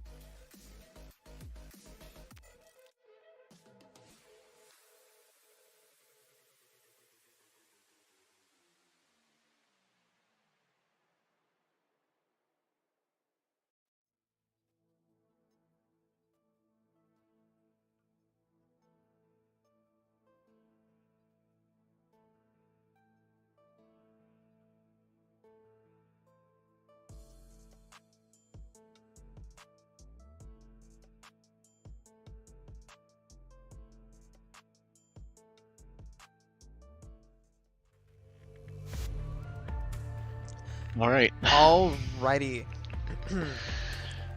Welcome back to the ECAC League of Legends Contenders Division Week 2. We're going to a match 3 with Virginia Wesleyan University versus the University at Albany. Albany ended up winning last match. They actually had a pretty good comeback against Virginia Wesleyan. Started to get some really good control over the game. And we still have the same bans. Looks like, yeah, their bans are probably going to stay the same. I don't think much is really going to change there. They seem to want to have these jungle bans in particular. I do think Virginia Wesleyan is going to go back into banning Lilia again, though. We've seen Lilia come out again, just in the first game and the second game. So, do you think we'll see any other bans besides jungles, like the AD carry? Like, we saw the Varus and Akali popping off. So, do you think we'll see bans towards the Akali, towards the Varus maybe, Ezreal? I mean, there's a lot of things you can ban. There's a lot of things I want to see banned, actually. Yeah. They also might not ban the ADCs, just so that way they can have them. We see Hui come out from UAlbany. Thank goodness. Pretty good on them, since they had trouble handling that first game. Really set up their mid lane for game 2. Let's see. We are going to see the Varus ban actually come out of Virginia Wesleyan. They do not want to see that anymore. Honestly, and with how Aaron has been utilizing this Varus has been really good. So taking away one of the key components of the sort of UAlbany team composition, the play style is really smart in my opinion. So getting him out of the board, that is one check. That is a very smart check in the pockets for Virginia Wesleyan. Now, one more ban, like you mentioned, Lilia's still up. There's Lilia, there's Jarvan. They also they banned Kayn as well, I think last time. I don't see Kayn yet. Kayn's not banned yet. UAlbany might go for Jarvan here. It's already Lilia, okay. So because they can't have it, they do not want Virginia Wesleyan to even have a chance at getting Lilia and just absolutely going crazy like UAlbany was the last game. Alright. Now, let's see what is up. You got a lot of things you can first pick if you're Virginia Wesleyan. I'm assuming jungle will be the first pick with how much pride we've seen these past 2 games. Yeah, honestly, we might just see J4 come out again or something similar. They also...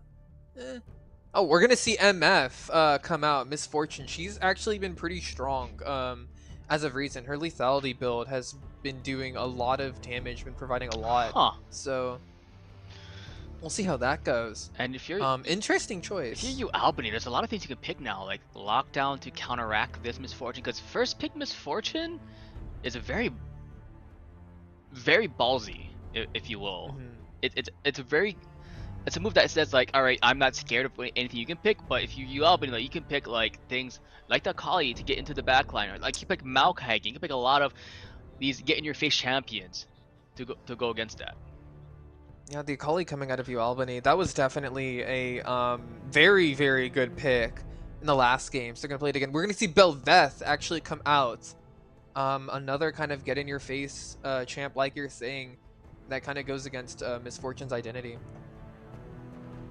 Yeah, and that's gonna be locked in. And now I want to see what is left still. We mentioned jungle still open a priority. You can counter the Akali now to see what you want to go against that. You want to play more patrol, play more. Okay, let's go another assassin against that.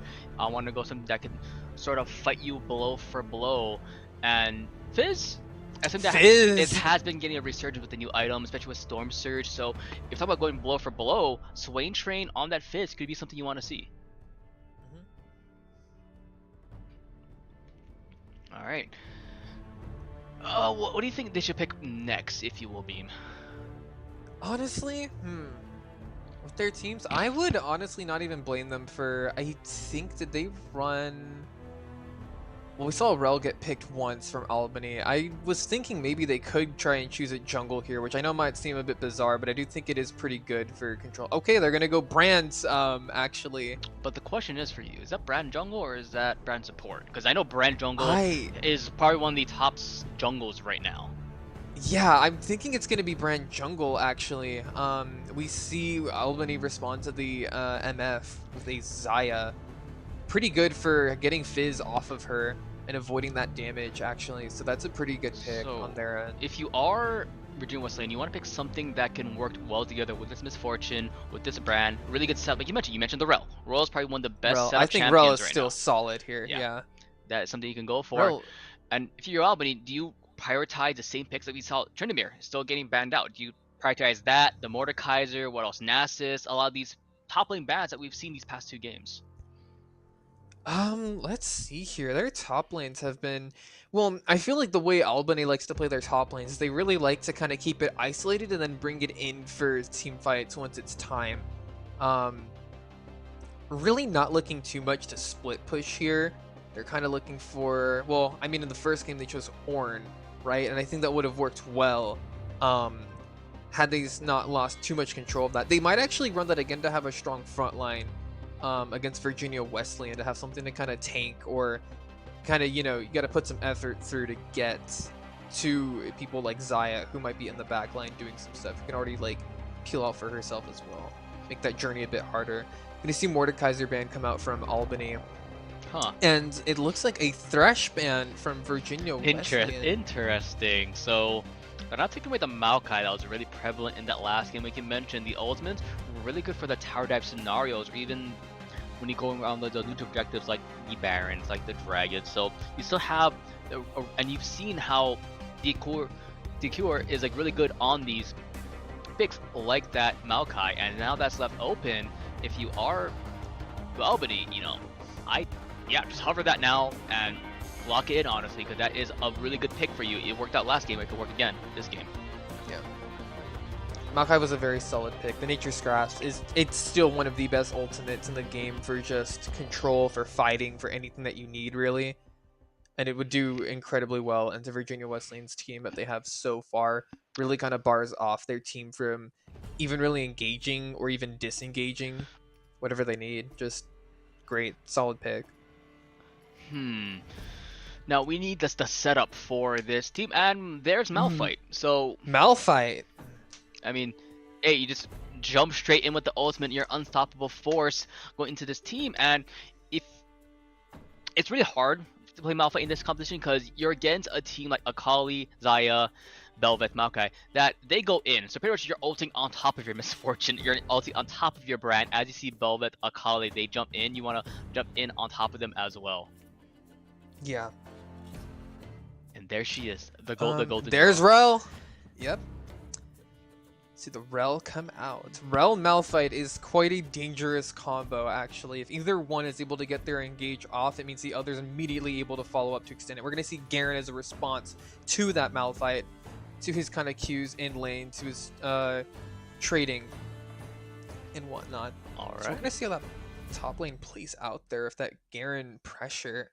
I do think it kind of a little bit goes against what Albany was using their top lanes for in the other 2 games, but it's, I think, still a pretty good pick on its own. Yeah, it's still good overall, but yeah, and I am getting notification. It is a brand jungle, actually, so you were correct in that regard. Yeah. I'm thinking with this bot lane, what they're going to want to set up for, I mean, especially if they get around to these drags, is to have Rel engage onto, not even necessarily Xayah. They could probably just engage into the front line itself, as long as Nature's Grasp isn't really there, and keep them down for MF to use her R with that lethality build to kind of just whittle them down. Brand is also there to finish them off. Yep, and looks like, we're good to go for the going into the game. The final game of this best of 3 series. Like we mentioned, it's only week number 2, and these teams are already showing that they want to make sure they compete in this top half of this group. So I do believe for ECAC, for the contenders division, there is 4 groups of 8. So they want to make sure they're in the top half of their group so they can move on to the playoffs. I believe UAlbany is currently 1-0 on the board. Or sorry, they're 0-1 overall in their group, while VWU is 1-0. UAlbany losing a very close 2-1 last week. So they want to try and reverse that curse this time around.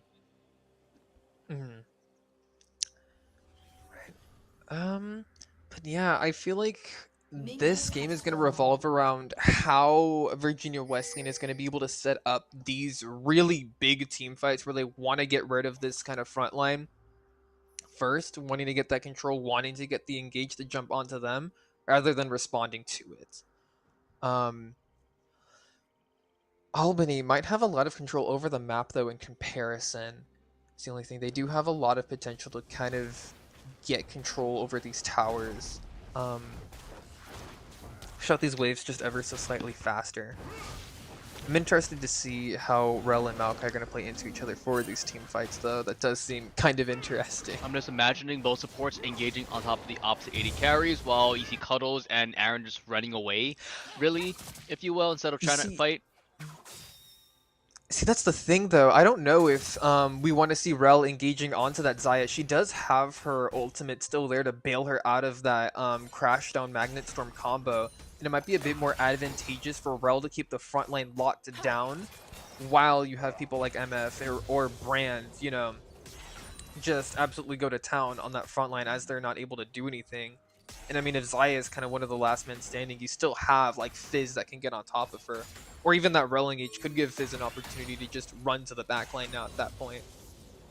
So we'll have to see how that all goes. Yeah, and I just want to watch and see how this Brand will be passing, what where EHOS's first point of contention will be, where they choose to gank first, as we didn't really talk about it too much, but it was opposite starts for both Velvet and the Brand prioritizing passing towards that boss side of the map, while we do see Albany sort of trying to end up where the grubs will spawn, if you will, as mid lane. Yeah, mid lane takes a wonderful first blood. Mark getting a kill onto Fizz with the Akali. Fizz was already taking some rough trades before. It looks like Fizz had to blow both sums to try and get out of there, but just didn't. It happens. Yep, right. Both sums blown for both mid laners, and it happens, you know. It's still early on in the game, and with Mark also not having the summoner spells available, you can see if Brand will try and look towards mid lane now, but is gonna get spotted out by the Maokai. Yes. And wait, it looks like Rel's gonna use full tilt to try and collapse in onto the Maokai, and that the wall. Xayah unable to find the Shattering Strike, but it was a pretty good and fast rotation into there. Maokai's gonna use the Twisted Advance onto Misfortune. Exhaust goes onto the Xayah, and Exhaust goes onto MF as well. Shattering Strike lands on both bot laners. Brand's gonna show up here. Looks like we're gonna see a pretty intense fight. A flash goes onto the Misfortune. Rel and Brand still advancing. Crashdown and Shattering Strike land onto that Xayah. Iron's still alive. Like this is going to show up here too. Brand gets a kill. Title Trickster goes on to that Maokai, killing him. Looks like Rel and Fizz are going to continue to fight, and they're going to go after this Akali. Shattering Strike lands onto the Akali. We see Fizz uses Q to get on top of her, and they leave it there as Bel'Veth comes in. Looks like there's still action in the mid lane. Looks like Bel'Veth wants to continue advancing. Is going to use her Royal Maelstrom, but it gets dodged by the Title Trickster from Fizz. Bel'Veth has to flash out. What a series of events there. Yeah, definitely. A lot of interesting, aggressive movement from both bot lanes.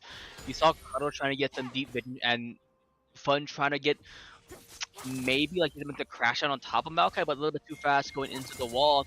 And then just the Maokai going in as Brand back in the top lane, but nothing happening. They were spotted out, so they're just gonna chill, relax here. Yeah, I don't really agree with the Bel'Veth trying to move in there with the Akali for those two. I mean, there was a giant wave coming in mid lane anyways. Looks like they got a little just too ambitious there. Looks like Rel and Brand are going to take the Void Grubs over here in the top lane. Maokai, Xayah, and Bel'Veth responding by grabbing this dragon. I think it's smart in there for the Grubs. If you are going to be doing it as Rel, though, you should make sure you have your Q available when the shields come up for the Grubs, because your Q is going to be a shield breaker. There's only 2 shield breakers in this game, and as you kill the first Grub, that is when the shields do spawn up for the other 2. So that's why you want to use that shield breaker in place. Yep. But there's no contention, as you saw. The 3 members of the red team of UAlbany were on top of the dragon. And yeah, there it is. It was a Hex Tech Drake, if I'm not mistaken. Yeah, Hex Tech Drake was taken for them. Yes. Everything kind of resorts back to neutral. Akali a little bit down on health here in the mid lane.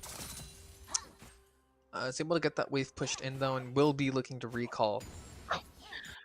The brand is definitely having a fun time with the gold department right now compared to the Yeah. Belveth. Pretty much the whole entire gold lead is just in the pocket of brand, if you will. Pretty much. And hey, that's a pretty good person to have that gold lead onto. Oh yeah, oh yeah. Now we see. I don't. Calm, kind of a bigger wave coming in through this bot lane here. Yeah, Cuddle trying to get some poke with the double tap if possible. Make sure chunking out deep before he tries to go in, if you will. But now they will be resetting to get some more items in their pocket. Back in the mid lane, a sort of slow push coming in from this Fizz. As top Garen's lane a little though. low here. It looks like Belveth is going to come in for a gank. We see, Garen ult ends up just absolutely cleaving that mountain in half. It was the Might of Demacia. They did get the knock up from the ultimate as soon as it went in, but it was a reverse knockup coming in from the Belveth, and it allowed Garen to get enough damage so that the ultimate indicator came in for the execute. So very smart gang. A lot of patience coming in from Nathan, if you will. Yeah. Super patient. I'm not gonna see too much on the map happening right now. No objectives up or anything like that. Bot lane, a pretty big wave's gonna come in there. Meanwhile, Fun is just being the second jungler, just waiting in the mid lane. We saw this happen the last 2 games. It worked well in game number 1, but game number 2 was a Title more... Trickster goes in. We see the Akali get dove on under the tower. She gets pretty low. That does not kill from Fizz's side, but interesting to use the Title Trickster to avoid Akali's E, actually, for that. Nice. I Because see it that. doesn't engage. I want to look at Cuddles. Actually, look at Fun though, getting a little bit caught out. Tries to the crash jump, but it's not enough. And here comes the bullet Looks like time. Bullet time ends up being super strong here. Wards off anyone from going any farther. They don't want to try and contest it at all. Yeah, Cuddles got a lot of solo EXP, just because since Fun was roaming so much to help out the rest of the map, help out the jungler, help out the mid laner, and now it lets Cuddles slowly get more ahead, as you did see Aaron and D trying to shove in the waves more so compared to the opposition, and it lets him build up this small 2-wave lead, if you will, as bot lane Aaron Gets engaged on. It looks like Crashdown's going to go onto the Belveth. Stops her from advancing for a little bit. Shattering Strike also lands. Keep in mind, Rel is in armor Brand's form, here. not able to move too fast. He's full tilt. Brand is here. Lands the ult onto the Belveth and onto the Maokai. Looks like we're not going to get too much action here. Actually, Brand flashes in, but so does Maokai. he's Unable so to get low. any kills. Looks like MF pushes pretty far, not able to get any kills under that tower. Akali is going to roam down here, wanting to get a kill onto this Rel and possibly this Misfortune. Looks like full tilt gets them out though. It looked like Cuddles used their Q to try to get more damage on top of Maokai, but if they did hold it off and wait until Verdicent was behind the Maokai, that could have been enough damage to secure that kill, but it's the little things that you don't think about until it's over, really, if you are... Ooh, it Virginia Wesleyan. looks like we're going to see Fizz waiting for a play on the grubs here. Potentially. It looks like Nathan's Rel kinda is stuck in coming up the- too. Akali's also going to rotate. Belveth is going to be there as well. Maokai is also looking to show up for these grubs. They are all wanting. We see Vizzle go on. Title Trickster lands. We see massive damage onto the Akali as Crashdown also goes on. Execution goes off on the Fizz. She uses Execution to try and get out. She is incredibly low. Garen shows up here by himself. Gets tilted, gets Malphite ulted up into the air, just stunned by Brand now, has to flash out. He gets It's just out. low. Fizz is still chasing him, flashes onto him.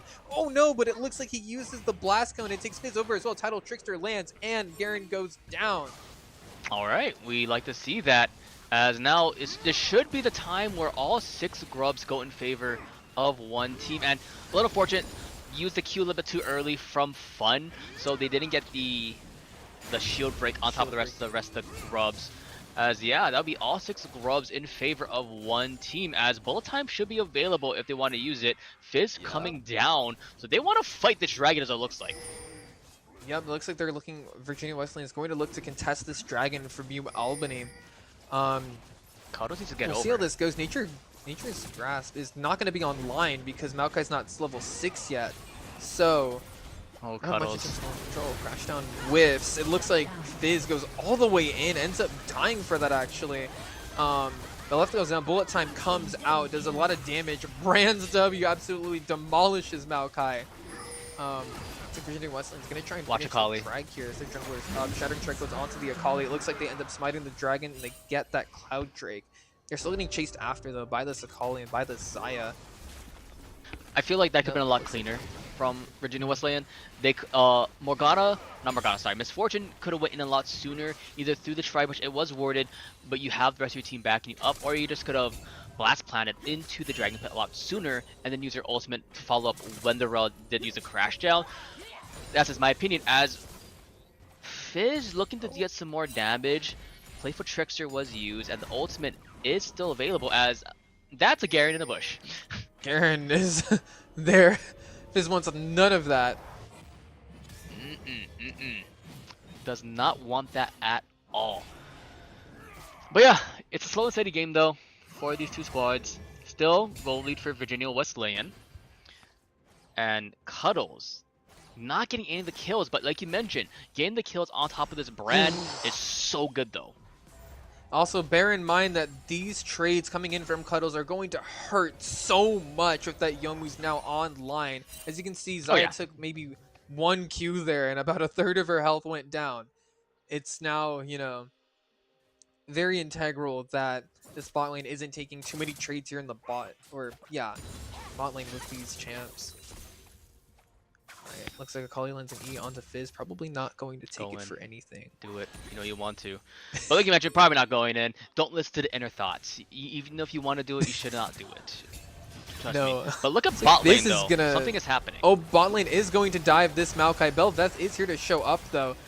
Looks like Rel is just caught out. Ends up actually flashing over the wall. I don't think it's going to save her, but it's going to use up quite a bit of time. Fun actually gets out, uses her mount up, and full tilt. Akali's going to have to commit to this as well. Misses the E, and it looks like Fun gets out. See, you said full tilt for the Rel. At that point, if you are UAlbany, you shouldn't be full tilted, but it's a situation where that should have been easy pickings for you. And then top lane, that happens with the double wombo coming in from Mihal and Ares. And that should just be an easy herald take for this brand. Bel'Veth just pushing to that bot side. Can't do really much anymore because Nathan did, you know, get eliminated there in that top side of the map. Shelly should be taken quite simply so. And yeah, if you're Cuddles, this is a lot better momentum for you in this game compared to the last game. And it looks like mid lane Fizz is going to get collapsed on by this Bel'Veth and Akali, but he's his title Trickster to just get out, you know? I love the little grumblings just running at them, sprinting like, I want to fight too. Looks like because of that gank, Akali has a little bit of pressure here to end up pushing in this wave. Oh yeah. I want to see the item differential now on the top side of the map, just because how much pressure has been happening from both of these. Yeah, just it's not a fun game for them top lane because there's so much fighting happening, and a lot of times they're not able to get enough minutes in their pocket because either junglers coming up, supports, or mid laners that they're able to farm for themselves, or they have to prioritize other things. So that's why you don't see any of the items just yet. As there goes. Ooh, it looks like we see Rel go in. We see the Fizzle come out. Execution tries to get used by the Akali, but Title Trickster catches her out. She dies. It looks like Shelly's gonna come out. It's the right way. Like Fund is gonna ride it into the tower. It crashes into it, dealing almost about half its damage. Garen's gonna collapse in onto the brand though. Nice flash. He flashes out. Rel is here, lands the Shattering Strike onto the Garen. Looks like when we see flash over the wall from Bel'Veth, Nature's Grasp ends up coming out, lands. We have a 4v4 situation here, but not quite. Brand and Fizz both to go down. Malphite. MF is here with Malphite and Rel. Looks like Albany is kind of low here. They should be careful about fighting. It's like MF's gonna push up. Not much. Looks like they're gonna disengage from that whole fiasco now. I do want to point out, I believe bullet time was cancelled early just because of the Nature's Grasp. Getting on top of this Misfortune, it did seem like both Rel and Fizz and Brand did walk away as Mini Stress was coming, so they didn't were able to block it for Cuddles. That's why the ultimate was counted early on. So that could have been a lot cleaner from Virginia Wesleyan there. But overall, it was a nice choice of turn of events for UAlbany though. As you see on the board, 2-1-1 for Aaron, and as we've seen for the last couple of games, Aaron is the one you want to watch for this team because a lot of the fighting happens around him. Either he goes 1 for 1 or he takes at least 2 down with him before he does fall.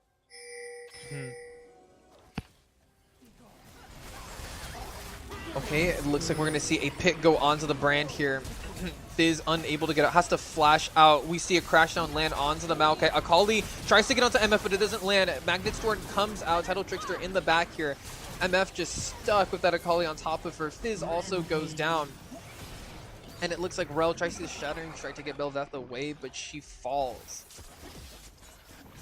Talk about a series of good events. That was a series of very unfortunate events for Virginia Wesleyan, but a series of very good events for UAlbany. Like you mentioned, Misfortune trying to get a good position in for him. Bullet time did come up, but Akali was on that flank mark in making sure that Cuddles was in that pit, and with no flash available, it was a easy pickings as right after, you know, Yeehaw got caught out in that mid lane as well.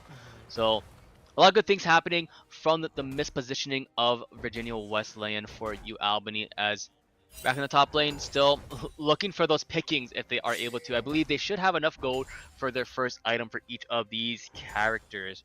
As you see for Malphite, this, you know, he has a little bit of everything, trying to go for that Sunfire, trying to go for that Thornmail, you know, trying to go for a little bit of everything, if you will. Yeah, these engages by Rel too are a little bit trickier to get off onto this team. The Bel'Veth knocking up, the Maokai Nature's Grasp, and his Twisted Advance do really prevent that crash down from coming out.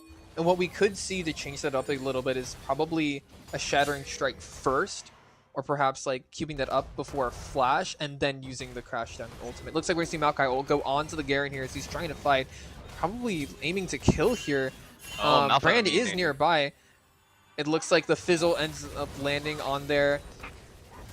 Tidal Trickster lands under the tower onto that Garen, and he dies. And like you mentioned, with how the team fights have been going, it's really hard for Virginia Wesleyan just because how the team composition works. You have the Raw, you have the Malphite. Like Bel'Veth is gonna try and go in. Malphite has to flash out. The Grubs should get the turret action. No, never mind. The Grubs got eliminated. No, Zai's there to clean them up. As I was saying though, with Malphite and Raw, you want to go in, but you have things like the Brand, things like the Misfortune that stays in place, and it lets, like you mentioned, the Bel'Veth go, lets the Akali go, lets the Maokai go in. So it's a lot of miscalculations, if you will, like a lot of a split to how the team fights have been going. Honestly, I think if anything, Virginia Wesleyan needs to be a little bit more patient with some of their engages here. Wait for some of those core abilities to get used up by UAlbany, and then use that opportunity to go in and engage and lock them down. Those opportunities getting used are useless if their team can't move. Oh yeah, definitely useless indeed. And now, let's see how this will play out. Still posturing towards that bot side of the map, trying to get for that turret. Dragon not up for another 2.5 minutes, so at this point, you're looking just to try to open up the bot side, if you will. Still, no turrets have been taken in that bot side of the map. Only turret really taken this game has just been that mid lane outer turret on the red side. Oh. Yeah, Oh, actually, mid lane in general, actually, both mid inner and mid outer. Yep. Both turrets there. Looks like top lane, remember, that tower is still pretty low, so we might be seeing an angle to try and actually topple it. Yeah, especially with now 20 minutes, Baron is live, and you want to try and get priority around that area early on. As a lot of pings coming out, a lot of movement coming in from UAlbany. For that top river too, Fizz is down there in the bot lane. He can't respond to this play unless he pushes out that tower. I'm interested to see what UAlbany is doing here. I think it's just trying to see if they can make Virginia Wesleyan panic a bit and force a way into the pit area, into the river, so they can get a pick out, have Maokai engage on either, you know, the Rel on top of Cuddles, trying to see if they can, you know, make them overzealous. Not much coming from it. Oh. Virginia Wesleyan gets a bot tower. It looks like Malphite's not getting engaged on. He's getting pressured though. Rel is caught on a slight, but she's just crashed on to get out. Looks like UAlbany is going to start the Baron here. Rel is out, not in the right form to use her crash now. She still needs to mount up and then wait another cooldown But look at for the that engage. Marcus is very low though, and she can just flash in. Yeah, we see Nature's Grasp come out. Rel ends up trying to tank it. We see Brand go out. We see Shattering Strike come through. Magnet Storm comes out. We see an Exhaust go onto the Akali. She ends up dying. Featherstorm comes out of the Xayah to try to escape the Malphite in the back. Bel'Veth goes down from Malphite, and Xayah has to retreat here. Baron gets claimed for Virginia Wesleyan in the series of events. Fizz is still in that bot side, about to get another turret over there, expose that inhibitor. All I want to say is that Virginia Wesleyan learned from the mistake. They saw the bullet time go in with the Nature's Wraps coming in towards the 80 carry, and I believe that was Ares that tanked it for them, as Garen just ate the whole bullet time in their face, as you saw as he tried to spin on top and try to get the silence on top of Cuddles, that I believe almost 3/5, 4/5 of their HP was gone immediately. Yeah, that bullet time and lethality misfortune is just something else. And those death timers are unfortunate too. That happens right before Dragon comes up. Looks like Virginia Wesleyan is able to set up a lot of vision around the area before UAlbany is able to get there. Should be a full 5v5. TP is available for this Garen. Bel'Veth already looking to see what they can do.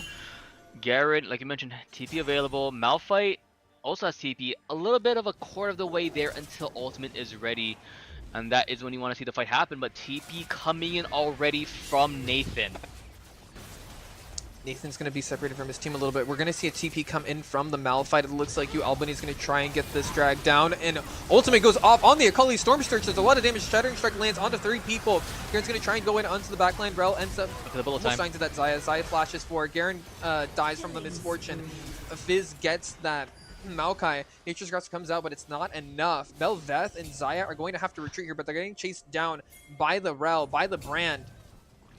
It looks like they're not going to commit, but it looks like Brand is going to find Bel'Veth here. Cut her off. Bullet time comes out onto the Bel'Veth, onto the Xayah. Featherstorm also goes. Zanya's into the Brand, and Xayah dies from that Fizz There was so many low health bars that, especially with the Featherstorm coming in, I thought they would have been execute on top of the Brand, but it wasn't enough. But definitely good positioning and good pressure coming in from Virginia Wesleyan that allows them to get their second Drake, and now an inhibitor on both the mid and the bot side.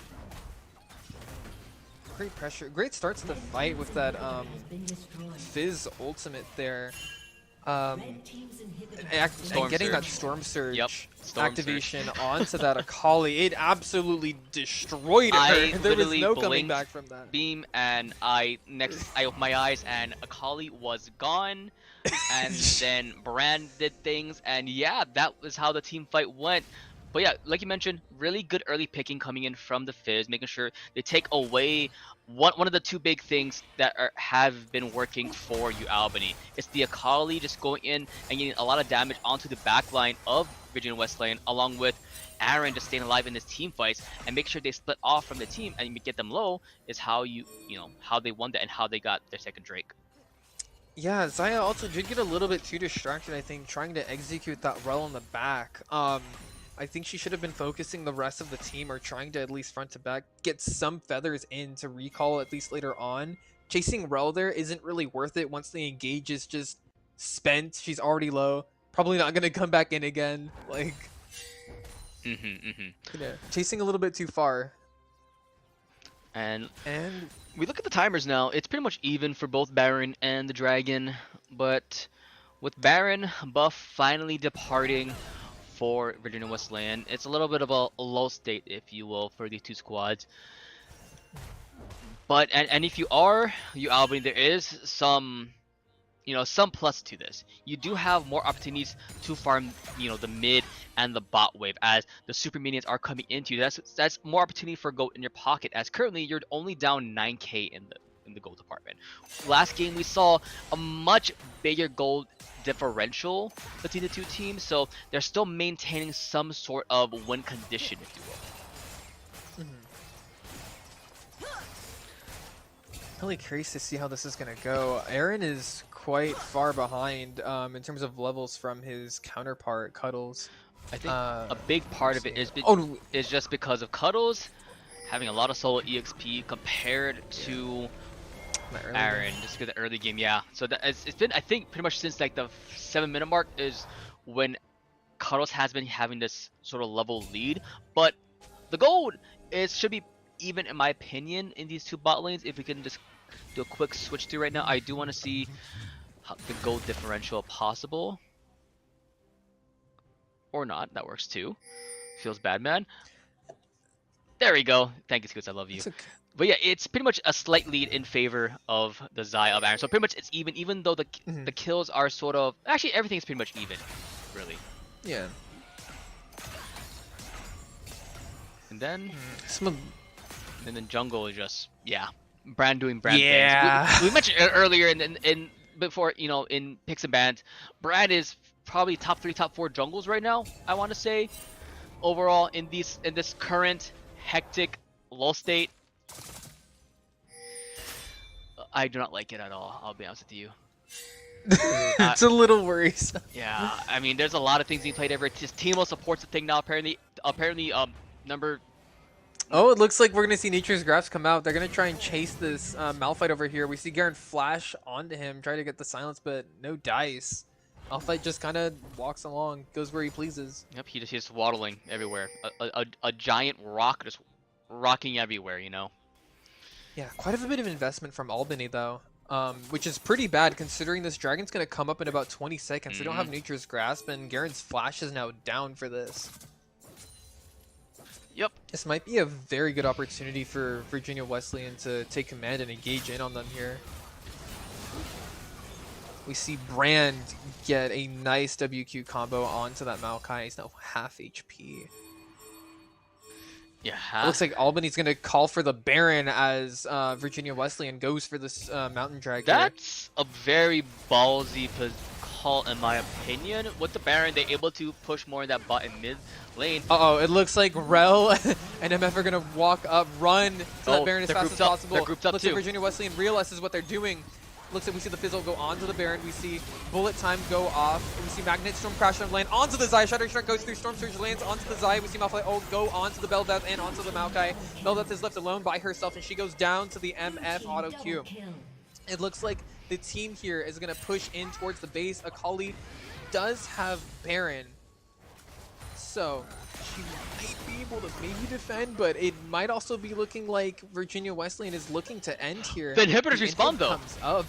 That's So they're gonna. Oh, but the Void. Oh. As we said in the beginning, they're just gonna be dealing massive damage to these turrets. we got 10 seconds left. Trying to expose the Nexus here. Akali goes in with the execution, uses the E, but it gets onto the wrong person. Executes the Fizz actually, but ends up going down to the MF. The lethality is too much. It looks like they're gonna go and end the game here. Virginia Wesleyan taking the dub. That was an ending. When I was told in our main broadcast earlier on Esports U main channel, the same thing happened. One team took the Baron, and the other team ended the game. They didn't matter. And with how the wave states were already, and like we mentioned, they're just grouped up in that Baron pit, and it just let Virginia Wesleyan, you know, do their thing, engage. The Malphite ultimate got knocked up 2 or 3 people, and yeah, that's all she wrote really. Yeah, incredible fight there from Virginia Wesleyan, especially those engages from Malphite and Rel respectively, locking down that Xayah, letting Fizz immediately just go onto her, activate that Storm Surge, letting MF clean up the other two from Malphite. Maokai and Bel'Veth couldn't really do too much at the very end there. Even though they had Baron, they lost a lot of control. They had no cooldowns to work left with, no health at that point to work with, and Akali wasn't there to support them up for that fight, so there was just nothing they could do.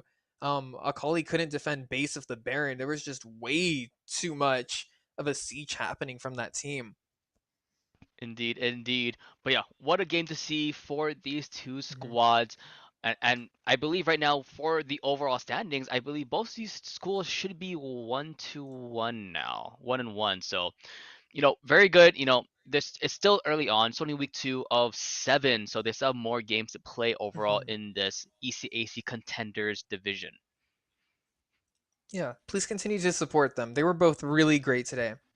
But yeah, amazing shout out to both School of Virginia Wesleyan and University and Albany, and of course shout out to our whole production staff, of course to Yanbon in production, along with Cool Scoots, the amazing observer from Esports U, and of course to all these student catchers that were able to cast today. Daguda, who was amazingly in game one, along with of course Beam here, my fellow co-casters. Shout out to them, and of course shout out to you guys for Yo. watching, and of course that is it for today for this week at Esports U. But we're here every week on main channel from Monday through Friday. There'll be a stream happening starting at around 8 p.m. Eastern time, and of course on Esports U 2 we'll have broadcasts on Thursdays and Fridays starting at 7 p.m. ET. But that is for us, and we'll see you guys next time. Have a good night, and see you soon.